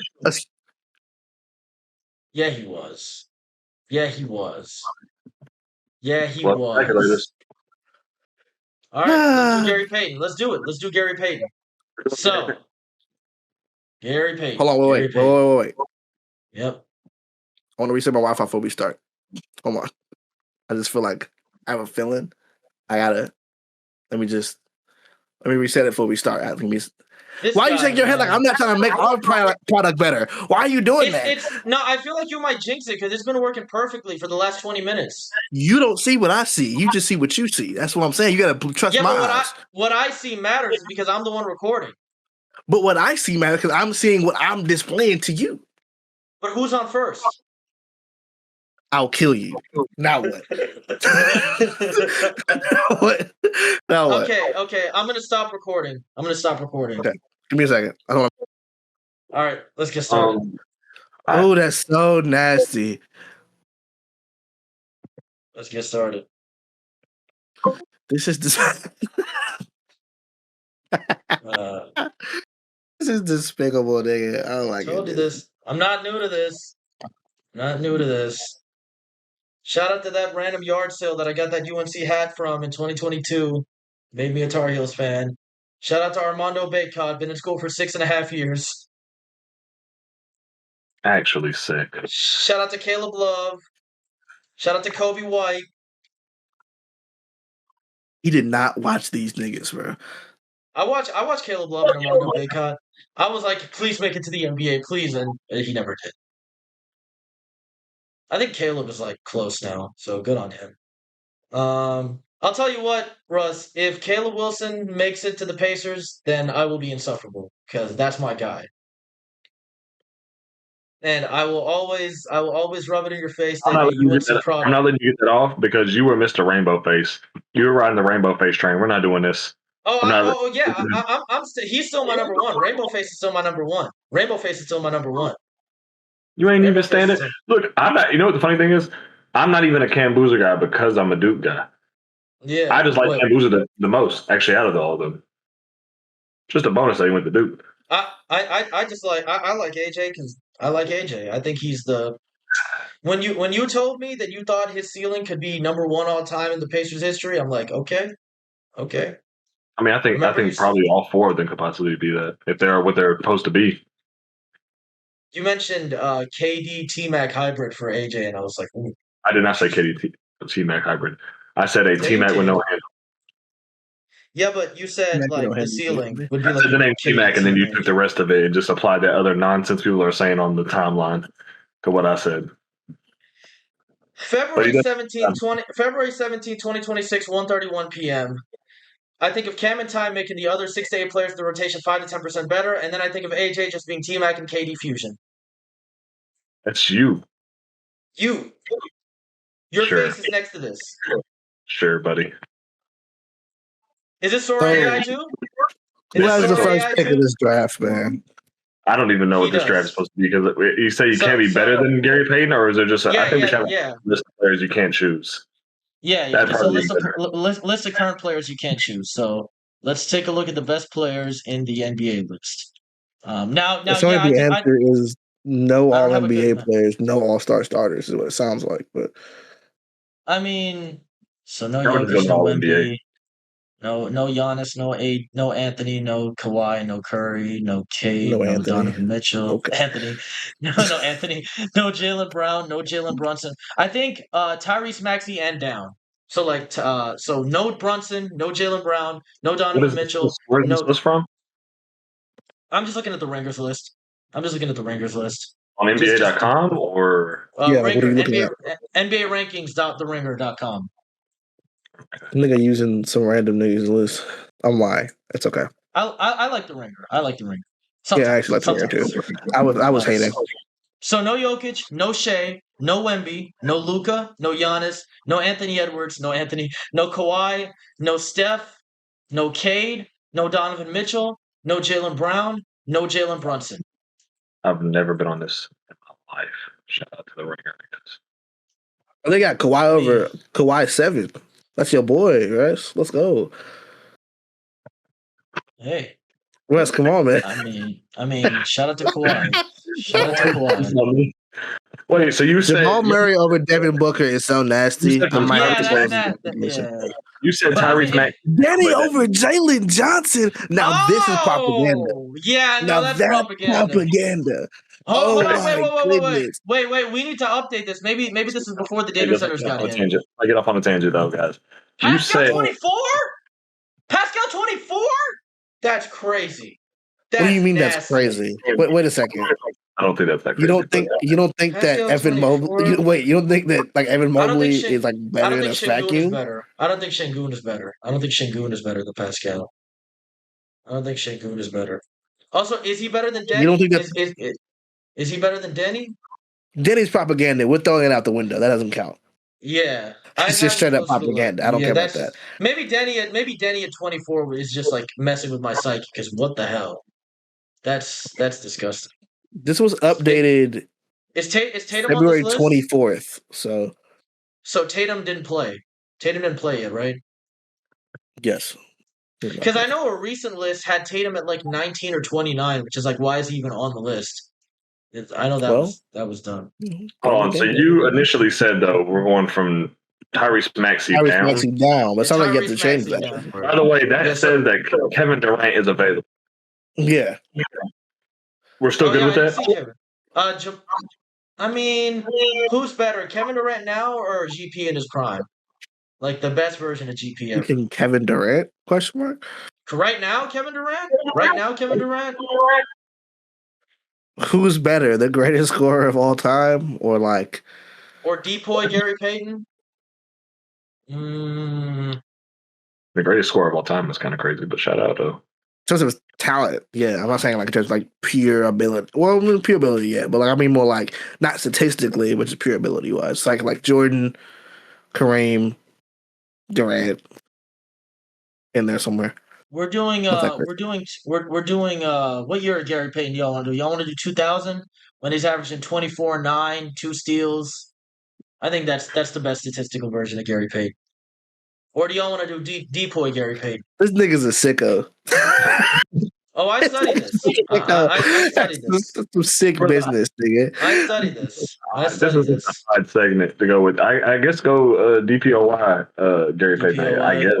What was that? Yeah, that's probably the pace is slower in that era, but he still probably be as good. I'm not gonna tweak about that. So 19, 8, and 4 with 3 steals a game. Let's do it. All right. So if y'all want, we can start drafting after Kevin Durant. I think that's probably best. Let's not. Are we gonna just read from this list and just pick? Well, because that's kind of trash. No. For fit. We'll pick guys for fit. Did you when you said 1984? Did you mean 1995, 96? The Depoy year, the 95, 96. Yeah, 1995. You meant 95, 96. You know, he dyslexic. Wait, what? Shout out my goat, Asia Wilson. Wait. Who wasn't in the league? Wait, what do you mean? Who wasn't in the league? What were you saying? Huh? You said 84? Did you You said say 84. 84? No, I didn't say 84. I might have said it, but I'm dyslexic. It's fine. It's fine. Dyslexic. AJ Wilson. When I said it, but It's fine. It's fine.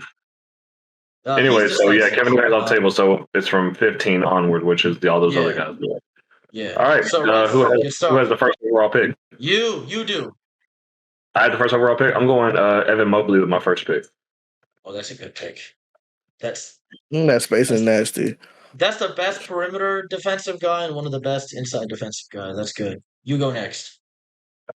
Who is you? Is you me? I was assuming I can't go again. I have to assume, right? Yeah.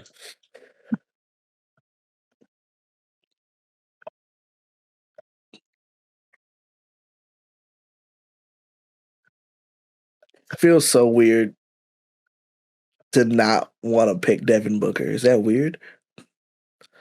Like, I don't know if that's a good fit. I don't know anymore. I haven't seen Devin Booker off ball in a long time. I'm not sure. This was GP when he wasn't hitting threes yet, and Devin Booker cannot shoot threes right now. So I'm gonna do something that's very risky. You're helping the enemy. You don't let it. I'm gonna do something very risky because I believe in this. Give me Derek White. I don't care what you say. That's we're the best going full perimeter defensiveness. I don't really care. That's the best defensive backcourt in the league. That's the just best. In the regular order is a snake. What's that? I would say we should snake it. Serpentine, yeah. So I get 2 picks here. So I'm picking number 19 on this list. No, I'm not. No. I don't plan to. I don't plan to. I hope you don't. How many players are we picking, by the way? Was it 5? Five or 8. I'll do 5 or 8. 8's kind of funny. I think we should do 8. Yeah, it's really funny. Let's do 8. We always 8 players around Gary. We 7. Well, yeah, 8. It would be a 9-man team. The only time we really did a starting 5 was when we did that blockbuster trade thing with Russ, and we were both spent at that point. Definitely. But go ahead and do your 2 picks. Yeah, do your 2 picks, man. So I have 2 picks here. You got the power position, honestly. Yeah, I do. First 2 picks are probably the best. I'm the one that's kind of sweet. I don't get no bad at my picks. So the only power thing I had is I had the first pick, which is great, but yeah, the first 2 picks in the first round is probably the best thing. It really is the best in a snake situation, especially in a snake situation that's this short. Yeah, exactly. Now, I don't know how good this guy is off ball. I think he's pretty good off ball. He's having his best shooting season of his career. And, 42% from 3. I'll go Jamal Murray. Okay, Jamal Murray was your next pick. I'll go Jamal Murray. Okay, that's interesting. He was your next pick? Yeah, man. You got me. All right. Oh no. That's not what I was saying. That's not what I was saying. Jamal Murray, and then I'll go with. Darn it! I'll go. Do I go with him or do I go with him? They're both really good defenders, but man, go ahead and just say who you're talking about. We're entertaining the fans here, man. Stop trying to do that. Yeah, I'll go with Chet. I'll go with Chet. You want Chet? Okay, Chet, I like it. Who you got? I feel like Chet and Gary Payton would either get along really well or get along awfully. And there's no in between. I mean, you don't remember the first draft we had when you drafted Scotty Barnes and I drafted Rasheed Wallace, or it was the other way around or something like that. Real. It's the same. Yes. Okay, you go, Grizz. You go. So and guess what? Gary, what? I'm gonna take Jalen Johnson because that's my nigga right there. I forgot about him. Yeah. Good pick. Wasn't my pick, but that's a good pick. Shout out Jalen Johnson. That's your pick. I got 2, right? Yep. Yeah. So I have 2. I'm gonna go. Yeah. Let me go Bam Adebayo and J-Dub. 83. Bam Adebayo. Let's go. J-Dub. Bam Adebayo. Because Will. Bam. Kobe. Hey, all I know is I've watched 2 of those games live. I've seen them both have my own eyes. I seen two of them. I'm not gonna say which ones I seen. The NBA was struggling against college ball. You don't think they were wasting money recording a game in Hershey, Pennsylvania? Yeah. You know what? You know nigga. what? You know what? You guys. They also locked the doors behind them too. But they recorded Billy Bob Joe in 1952. All right, buddy. More than one game of Bill Russell and Wilt Chamberlain fighting. By the way, just it was a random exhibition. It was a random exhibition game in Hershey, Pennsylvania. You were recording. It was not an exhibition game. It was a season game. It was a regular season game. It was basically an exhibition game. They didn't have the rights, the exclusive rights to any courts back then. So games did actually move regularly. That wasn't a random thing when they moved different courts. The whole arena smelled like chocolate and capitalism. All right, let's keep going. Well, it was a former company town that used to pay you in scripts, so yeah. Yes, they did. So I have Jamal. By the way, yeah. I have Jamal Murray and Grizz, you go. I forgot our Serpentine. Oh yeah, it's my turn again. I forgot. Sorry, guys. Woo. Yeah. Man, there's a position here that I really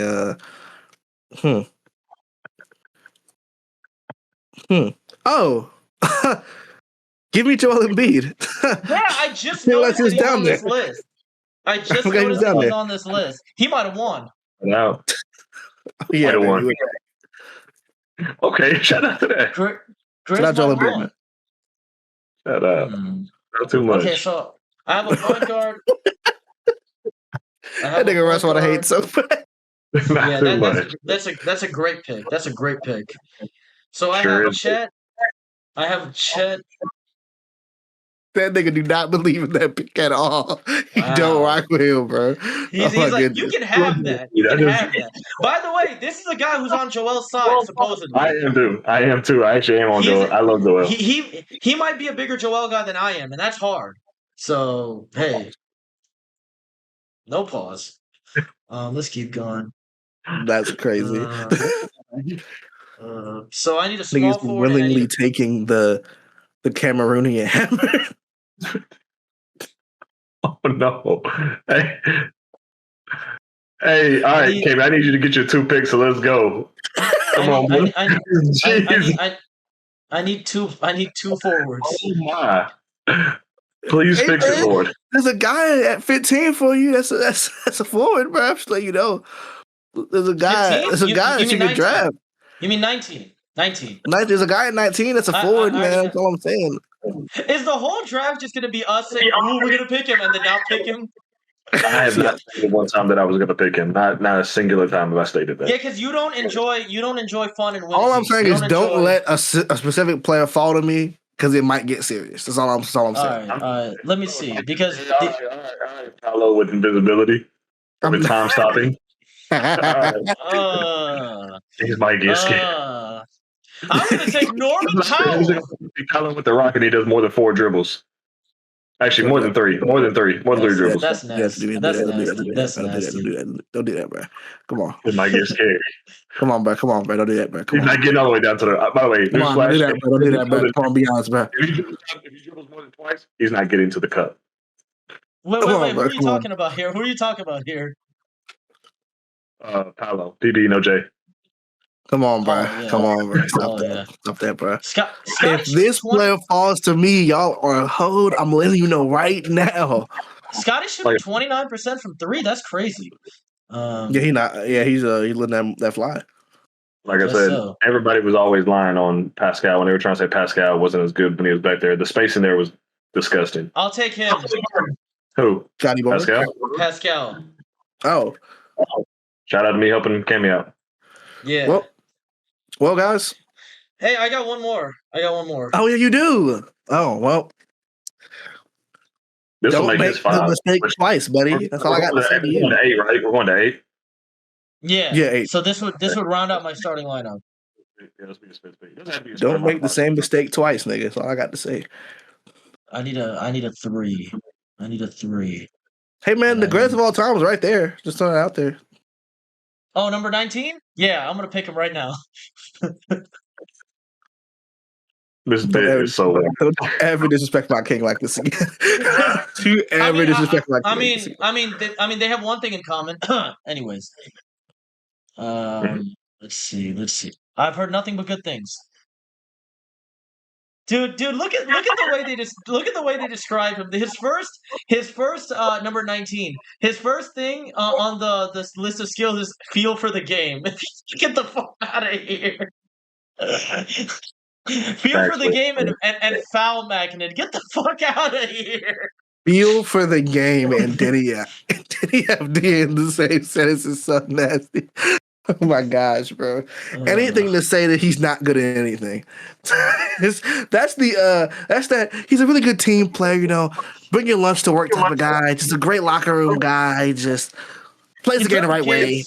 Make your second pick, brother. All right. The means. Jesus Christ. We know that those foul calls were promised to him 3,000 years ago. Hey, shout out Hashim. Let's keep going. Dang, bro, how many players are you looking at? There's a lot of players. There's a lot of players here. There's a lot of players in the NBA. I'm thinking of one. I'm thinking of one. It is bad GMing. I'd be running out of time. I'm not gonna lie. I'll go with Cooper Flag. Nigga had 48 minutes to make a good pick, and you made it. Congrats to you, man. Yeah, it was between. I'm hitting on you. It was between Cooper Flag and Lowry. I know you thought about picking him earlier. It was between I was going to pick Flag, him right now. I was going to. I still press it was between Cooper Flag and I don't know why Lowry Markkinen was so high. Cooper Flag's 41. I should be higher than 41, but I decided to pick Cooper Flag. So now we put you on a pick clock. Go ahead, Grizz. Well, I gotta build a pick. How many players do you have? 4. You have 4, right? I have 4. Yes. I also have 4. I'll be the first one. I'm gonna go ahead and just do it. I'm gonna take LeBron James. That's very beautiful. I'm gonna get Con Knipple. The only reason I didn't get Kyle because I drafted Derek White. If I didn't draft him, I was gonna get Kyle. That was in my head. All right, let's go. One more. Now he rushing you. I know, that's crazy. Even though I take Con Knipple in half a second. Let's see. 6th player is going to be on a couple different ways here. I'm talking about who y'all drafted. Jesus. I think I'm going to go with Jalen Duren. That's a good Jalen Duren. Okay. So your starting lineup is done. Your starting lineup and your 6th man is done. So now it's my turn to get a 6th man. I'm going to go with for my 6th man. Can we stop for a second? It goes back to Grizz. Before we continue, I just want to say, it does go back to you. I just want to say I went down this list and they have Dyson Daniels over John Morant. Now we've let a lot of John Morant slander slide, but I cannot let this one go. That's nasty. This nigga is shooting 19% from 3. That's nasty. 14. That's 14. And it gets worse. 14. This is not fair. Shout out no. He said no. He said no 6 times. He said no 6 times. No, absolutely not, nigga. Absolutely not, bro. This is wrong. Okay, this is wrong. Okay, who's your guy, Grizz? Who's your guy? And with that being said, I'll go with Dyson Daniels.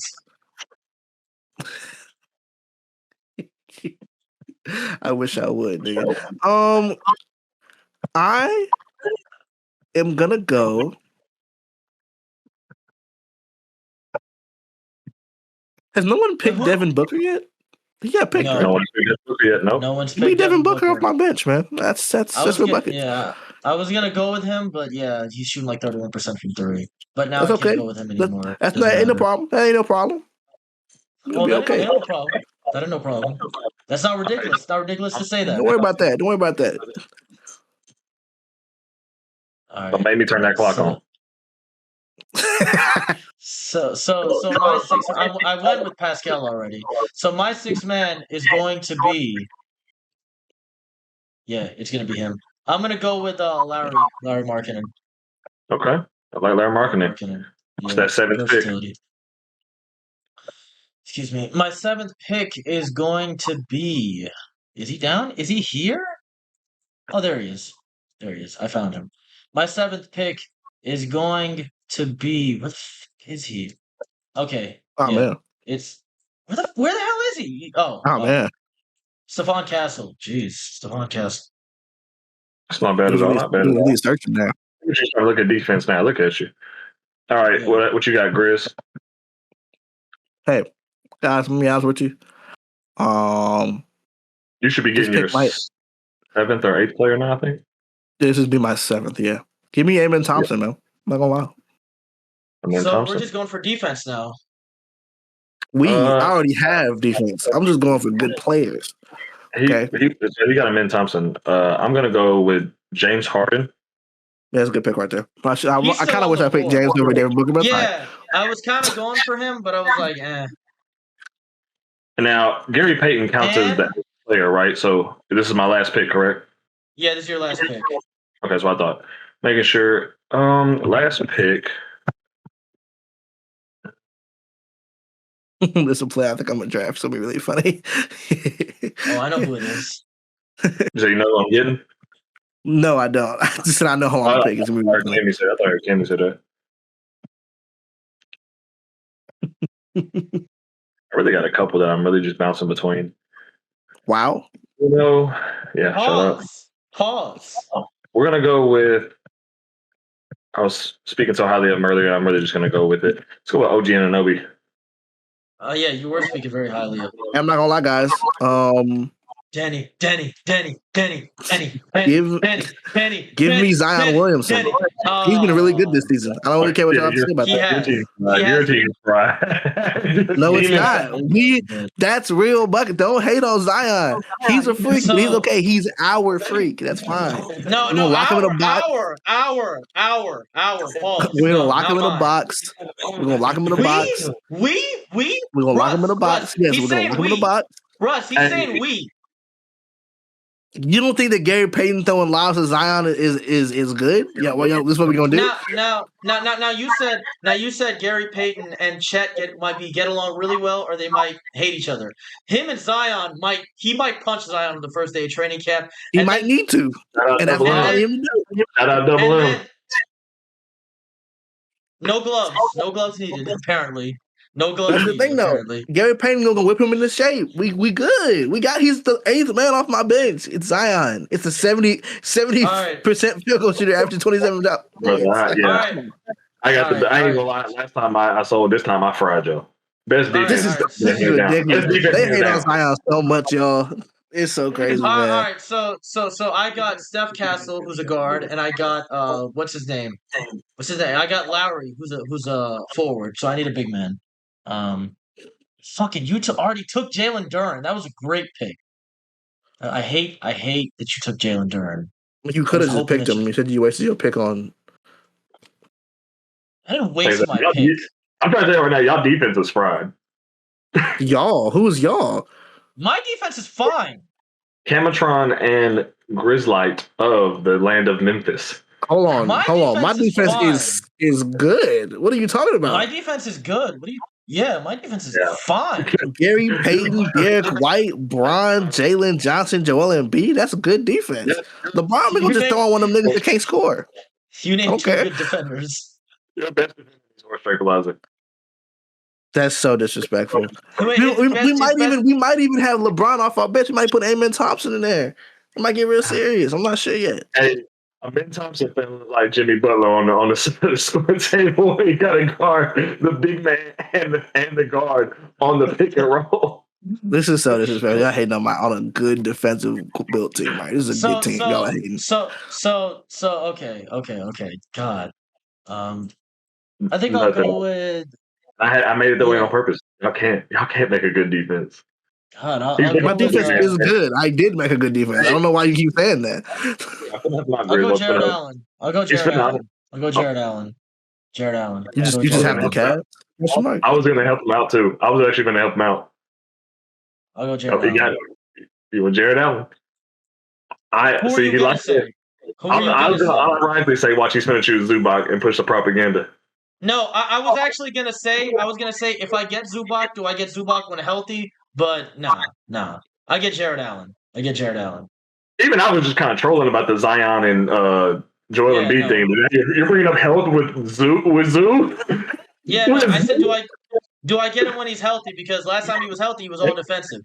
Can we all send our teams in the chat so I can see them? I don't know. I don't know what y'all got. Here's mine. Here's the elite offense and defense.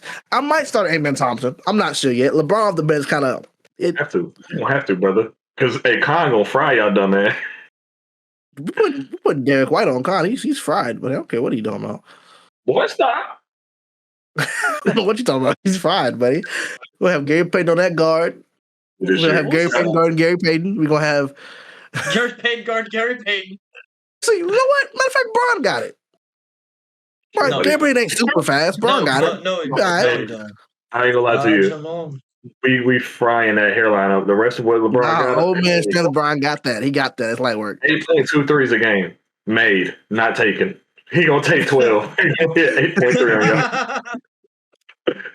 Hey, the Cooper Flag and Con picks back to back are real good, Russ. I'm not gonna lie. Those are good picks. You said what? Okay. What you say? I picked Cooper and Con picks back to back were good. I picked Cooper. I picked Cooper. You did?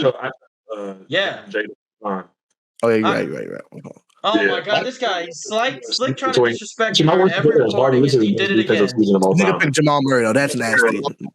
Jamal Murray's not a bad player. He's shooting 41%. Will you post your team so I can see it? What are you doing? I'm looking it up. You too, Russ. I said. You see how hostile he was towards me, and okay, Steph Castle, Lowry, Markkinen.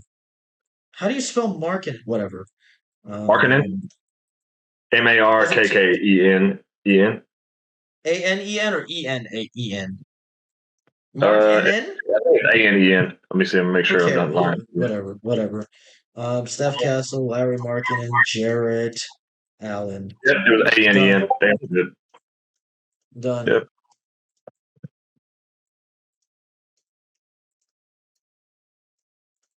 There you go. So we drafted 7 players. All of us. I'm happy with my team. Your team suck, nigga. I'm happy with my team. I'm very happy with my team, actually. You never posted mine. Yeah, I'm waiting on you. Post yours.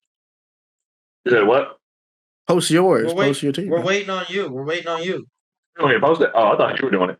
My bad. That's what I was asking. That's why I kept saying, Russ, post your team, man. Oh, we did. Nah, guys, I'm not gonna lie. I think Cammy sold this draft. I think he sucks. I think he's in third. That's in. I don't think so. Is it because of Jamal Murray? Is Jamal Murray that bad? It's not that he's bad. It just doesn't fit the team. That is disgusting. It's disgusting. It's just disgusting, bro. You picked him like second. What was that? I guess I don't see Jamal Murray as unfitting as y'all do. It's not that he's unfitting. Is that you could have had, I don't know, like Devin Booker or something, and he picked Jamal Murray. Devin Booker's shooting like 32% from 3 this year. That's why I didn't pick him. It's Devin Booker though. Are we gonna stat watch like that bad? He hasn't been shooting well from 3 this year, and Jamal Murray's been one of the best. He's having an all-time great 3-point shooting season. Oh, he is. They were trying to say he was shooting better than Steph Curry. Pretty nasty, yeah. We did have this conversation earlier. You, me, and Key did. That was nasty. I did not take part in that nonsense. Yeah, he's shooting 42% on 7 threes a game. I'm not taking that. I'm happy with my team. And he's a good off-ball player. Yeah. The hell is our chat at? Why is Gary Payton your only player? Keep editing. I gotta change.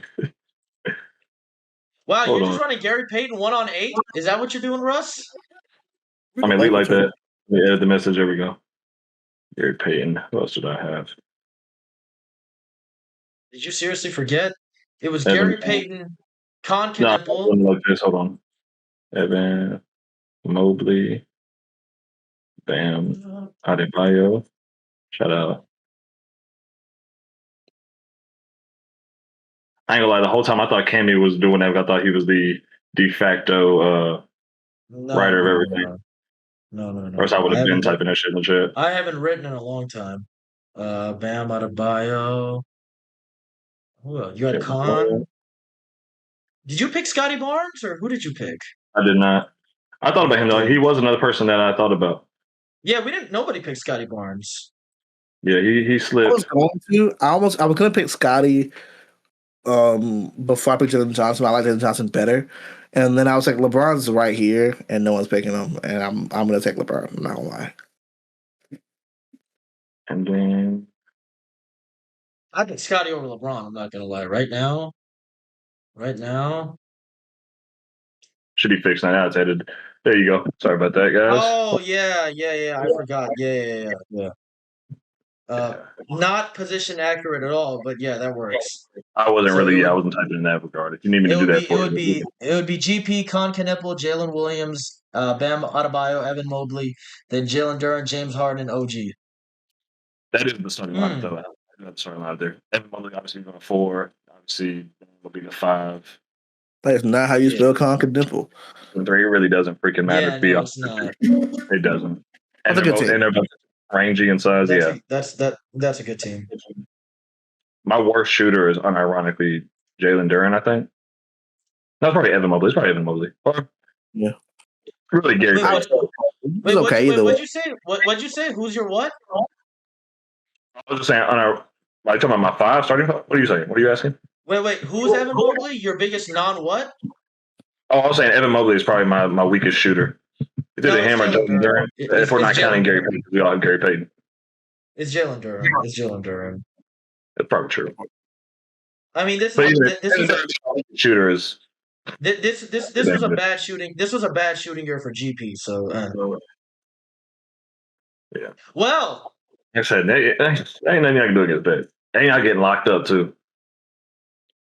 Not getting locked up. I think he wins. I think he wins. I think Russ wins. Propaganda. I think he made up for his absolutely shitty draft last time, and he actually won this one. Because propaganda once again. Because I'm seeing all the size on this team pause, and I'm like, yeah. This nigga's a sicko. Go ahead and wrap us out, bro. After that, go ahead and wrap us out. And go ahead and wrap us out, bro. I'm switchable all over. Let's stop doing this. Let's look. Can we go this defense wise, if this was any other James Harden, this is the best defender James Harden's ever been in his life. Yeah. And thank you for watching the Mouse in the House podcast, guys. So your worst defender is Con Kneppel, who's like average to below average. The starting lineup, yeah, but no, the worst defender is actually James Harden still, but no. But you don't have any liabilities. I don't think you have any liabilities on either side of the floor. Gary Payton is unironically probably the liability on offense. He's not the liability. He averaged 20 and 8.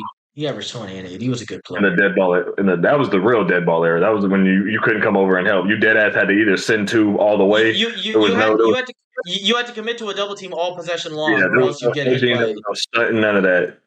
Yeah, that's why he was able to sit like this and talk to people like this. Yeah, go over there, Sean. As he always tells the story. But yeah, you call him a fake. You call him a fake demon. Look, I tell people a lot of times, people don't realize how much people were able to get away with on the ISO stuff just because you literally could not just help at all. Yeah. I mean, I've seen Dominic Wilkins say like, "Oh, I averaged 30 in the hand check era. You know what I could do now if they couldn't touch me? But like if they can double you now, and they can actually change your defensive scheme." So, like, get 81. Shut up. I can get 83. Who's 83? Bam's 83. 83. Hey, we got Dion Waiters. You talking about propaganda? He really employed Jalen Johnson and Zion Williamson on his defense, thinking he's not gonna get cooked. Brother, you are actually. You know what? I'm gonna report you to OSHA. I'm gonna report you to OSHA and the Geneva Convention for the things that are gonna happen to a Ben Thompson when he has to in general. Not a good defender at this exact year, but Jalen Johnson on this team is a good defender. He don't gotta carry the offensive load of a bad Hawks team. That's not his role here. He don't have to do all that. He's just a bad. What are we doing? All right, bro, wrap it up. He just tried to convince me. We got this, bro. All right, ladies and gentlemen, this has been the Mouse in the House podcast. This is shit. I forgot to press record. Are you serious? Yeah. No, kill that man with hammers now. I'm joking. Control Okay, we're trolling. Okay, go. I kind of hammer wanted to statement. I kind of wanted to keep the game. I kind of wanted to keep the show going for longer, but I couldn't stop smiling. So whatever. Oh my god, boy! I'm gonna cut you. All right. But actually, do we have anything else we need to talk about, or is it done? Are y'all done? Are we No, done? we're done. Are we heading Yeah. home? I'm done. This will not be the last episode I'll be on for sure, guys. As long as y'all have me back, No, this will not be the last episode. you'll be on in less than 2 months. We will have Dang, the, bro, you can be back sooner than that. at least in less than 2 months. I think you're saying that's the latest I'll be back. Yeah, that's the latest I'll be back. We need to get more guests on. We just had you twice. We need more people. We need more folks. We need more people. We do have friends, but people that are willing to show their face. So shout out to you. I will say it's still on the menu. It's still on the menu. The Vegemite will be eaten by one of you, by you or me. We both have to buy it. So whoever doesn't eat the Vegemite will still spend money on it. I mean, where are you gonna get it from? Did you ever think about that? Where are you gonna get it from? I think you got to go to some places like Whole Foods or something like that. It'll be like in their international aisle.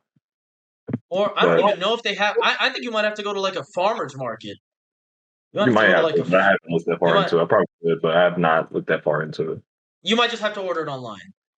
You might just have to order it online. Vegemite through Amazon. It's so crazy. Yeah, order same day shipping. Ooh, that's nasty. Same day shipping Vegemite. But either way, we will be eating one of us will be eating the Vegemite. Actually, it could be both of us, depending on the circumstance. Wait, why would it be both of us? Because you said if it was canned boozer, you're eating as well. No, I never said that. I never said that. No, I never said that. Go to the archives. I never said that. I swear to God, I never said that. I swear to God, I never said that. Say it on wax. What are the terms right now? If we get a top 4 pick, which is very likely, yeah, I eat Vegemite. What were the terms if you eat Vegemite? Anything else? So it had nothing to do with who we picked. I feel like it mattered who. I feel like it was top 3, right? It was like it never mattered. It never. No, well, like I said, really, who we picked doesn't matter. I have a 51% chance to be eating Vegemite. He basically had a 49, whatever the percentages are. Basically a coin flip. But I remember him mentioning instead of it being AJ, if we got Cam, then it would be more. Said that? Vegemite. No, I didn't. I swear to God, I never said that. It's not Ramadan anymore, but I can still swear to God, I never said that. I'm not crossing my my hands either, my fingers. No.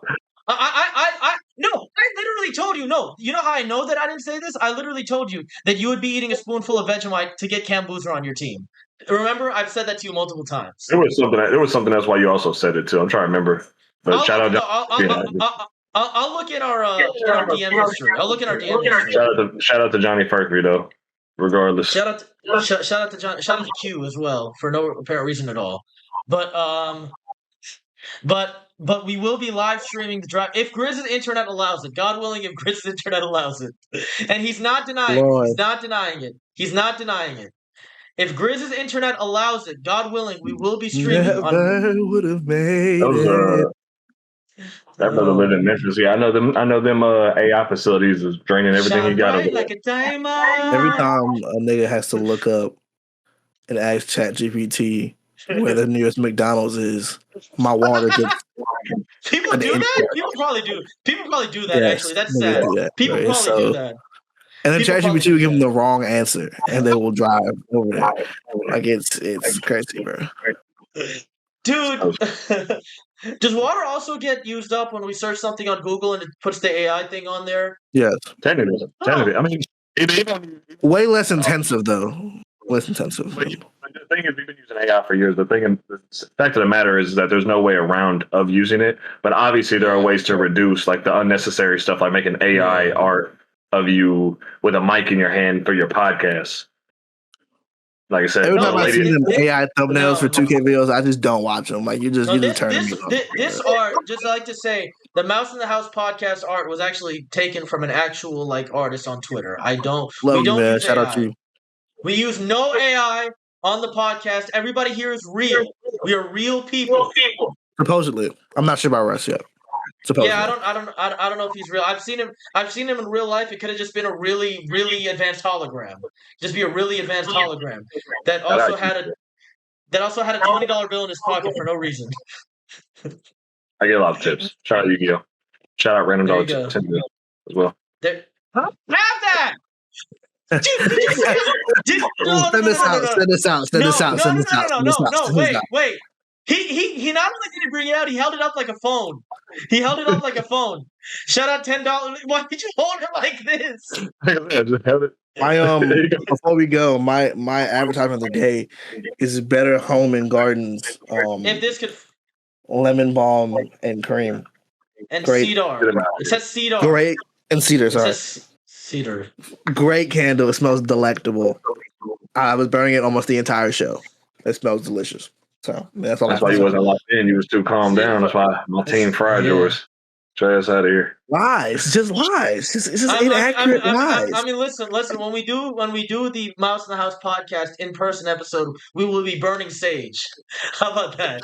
We will be in the hotel room. We'll be burning sage. We'll be burning sage. You'll get all the free spirits out. Shout out to Tariq Nasheed. I want us to come on before we go any farther. I need to say this right now. Yeah. So right now, Russ, I need you to listen to me. I need you to remember this. Right now, the plan is there's a hotel with 2 beds, and me, Cammy, and Jacob are all staying in that room. Okay. Now this isn't like a Rudy Gay agenda. This is like a separate thing from that. I've been telling these niggas for years that my snoring is crazy and I need my own space. It's going to ruin their sleep. They kept saying that it's not going to happen. I'm letting y'all know right now when we get on that podcast episode and Cammy says I'm tired because this nigga Darius is loud, that you remember this right now, that I told them don't do that. Granted, I might just put some money my own, just buy a hotel room. Like no, where y'all going? But they don't want me to do that. Vegas. So what y'all need to do is y'all need to look for places like Fairfield or Spring Hill Suites, because by and large, this is not an ad, by the way. Spring Hill Suites and like Fairfield, by and large, usually have suites where it's a couch in there as well, or like it's a day bed. I think ours has that. So if you have that, a lot of times it's just kind of separated, or it's a bigger room, or sometimes there is like a whole door in between them. I've had them both. I try. I don't know if he told you I traveled before. The last episode I was in a hotel. Yeah. So, and when I was in Chicago a couple weeks ago, I literally had a room where the couch was at least like 5 feet from the nearest bed, and so then it was like 10 feet from like the second bed. So if y'all get a room like that, you could possibly get away with it, even without the door. Now that might mean you might need to be on the couch. So I'm letting them know, bro. It's real bad, bro. Listen. My uncle snores more than you, and it probably snores more than you. So it's been worse since you heard. It's worse. It's like 3 times worse. I need you to understand. I've never slept in the same room as you, so I don't know. So you know what? Worst comes to worst, I'll just plug in my headphones and just zone out. He thinks it's a joke, y'all. Go ahead and take us out, man. Are you? I need to light it on camera. Are you holding this like a gun to my head? You're like, I just wanted it on camera, so it was known. That's all I'm saying. Plausible deniability. That's all I wanted. Shout out to the fair warning. Okay. That I gotta think of what music to wake you up with when I blast it in the whole hotel room while I take a shower. Unnecessary. Oh, I'm gonna do that anyway. You will be hearing Food and Liquor 2 throughout the whole hotel room.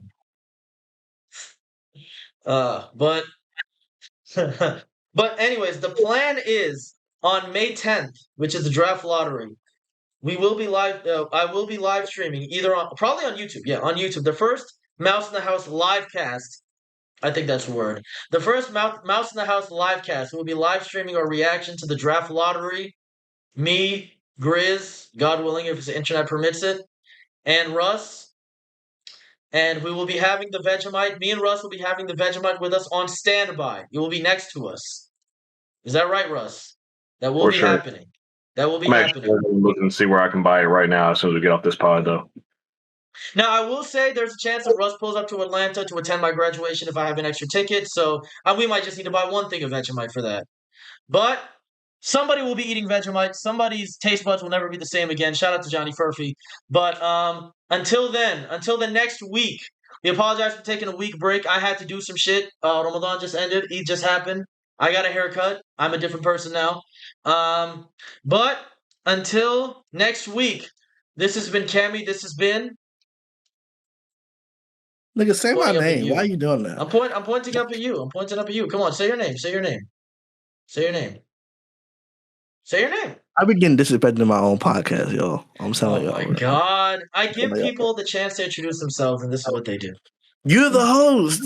You're supposed to introduce me to them. That's your job. We are double hosts. We are double hosts. This has been now Darius, we're double hosts. We've been double hosts. This has been Darius, now we're double hosts. This has been Darius, aka D Sizzle, aka Grizz. And this has been Russ, aka Payton Song. Yeah. Master of hoops that don't involve numbers. Or as Simba called you, anime guy. Anime guy. Like I said. Anime guy. Look out for my own pod coming in the near future. I got a team of guys making our own pod, and you guys will be making an appearance, but you have to be on your best behavior. Okay. Never gonna happen. You realize that when we're on our worst behavior is when you're here, right? Very much true. I agree with that. The two podcasts with you have gone off the rails. So not only are you rating, Cammy really love you. He be showing out for you for real. I'm being honest with you. Not only are you. Not he be showing out. That's crazy. he said you showing your point. I put on my Sunday finest. Oh, Russ is here. Yeah, he didn't feel passionate about that slander. You can hear it in his voice. Wait, what? Like you were bullshit. It sounded like a real sentence. He's like, no, you said that exact sentence before. Honestly, Chris DM'd me and said that you said yippee. I mean, if we're being honest, he kind of saved this podcast because we didn't have shit to talk about until we did not have nothing to talk about. It's very true. Very true. We had nothing. I literally told Russ in a Discord call we don't have shit to talk about for the podcast, and he was like, "Oh, I'll come in." I'm like, "Oh, thank God, because we would not have had an episode this week. We would have had 2 weeks without an episode if not for him. So thank you, Russ." Until May 10th, this is where we say farewell. We'll probably talk soon, and sure. I'll see you, Grizz, next week, and we'll see y'all next week. Look out for the podcast Monday, Tuesday. Apologize for taking a break. We'll see y'all next week. We are not taking a break from now on. This has been the Mouse in the House podcast. Cammy, Grizz, Russ. We'll see y'all next week. Take care.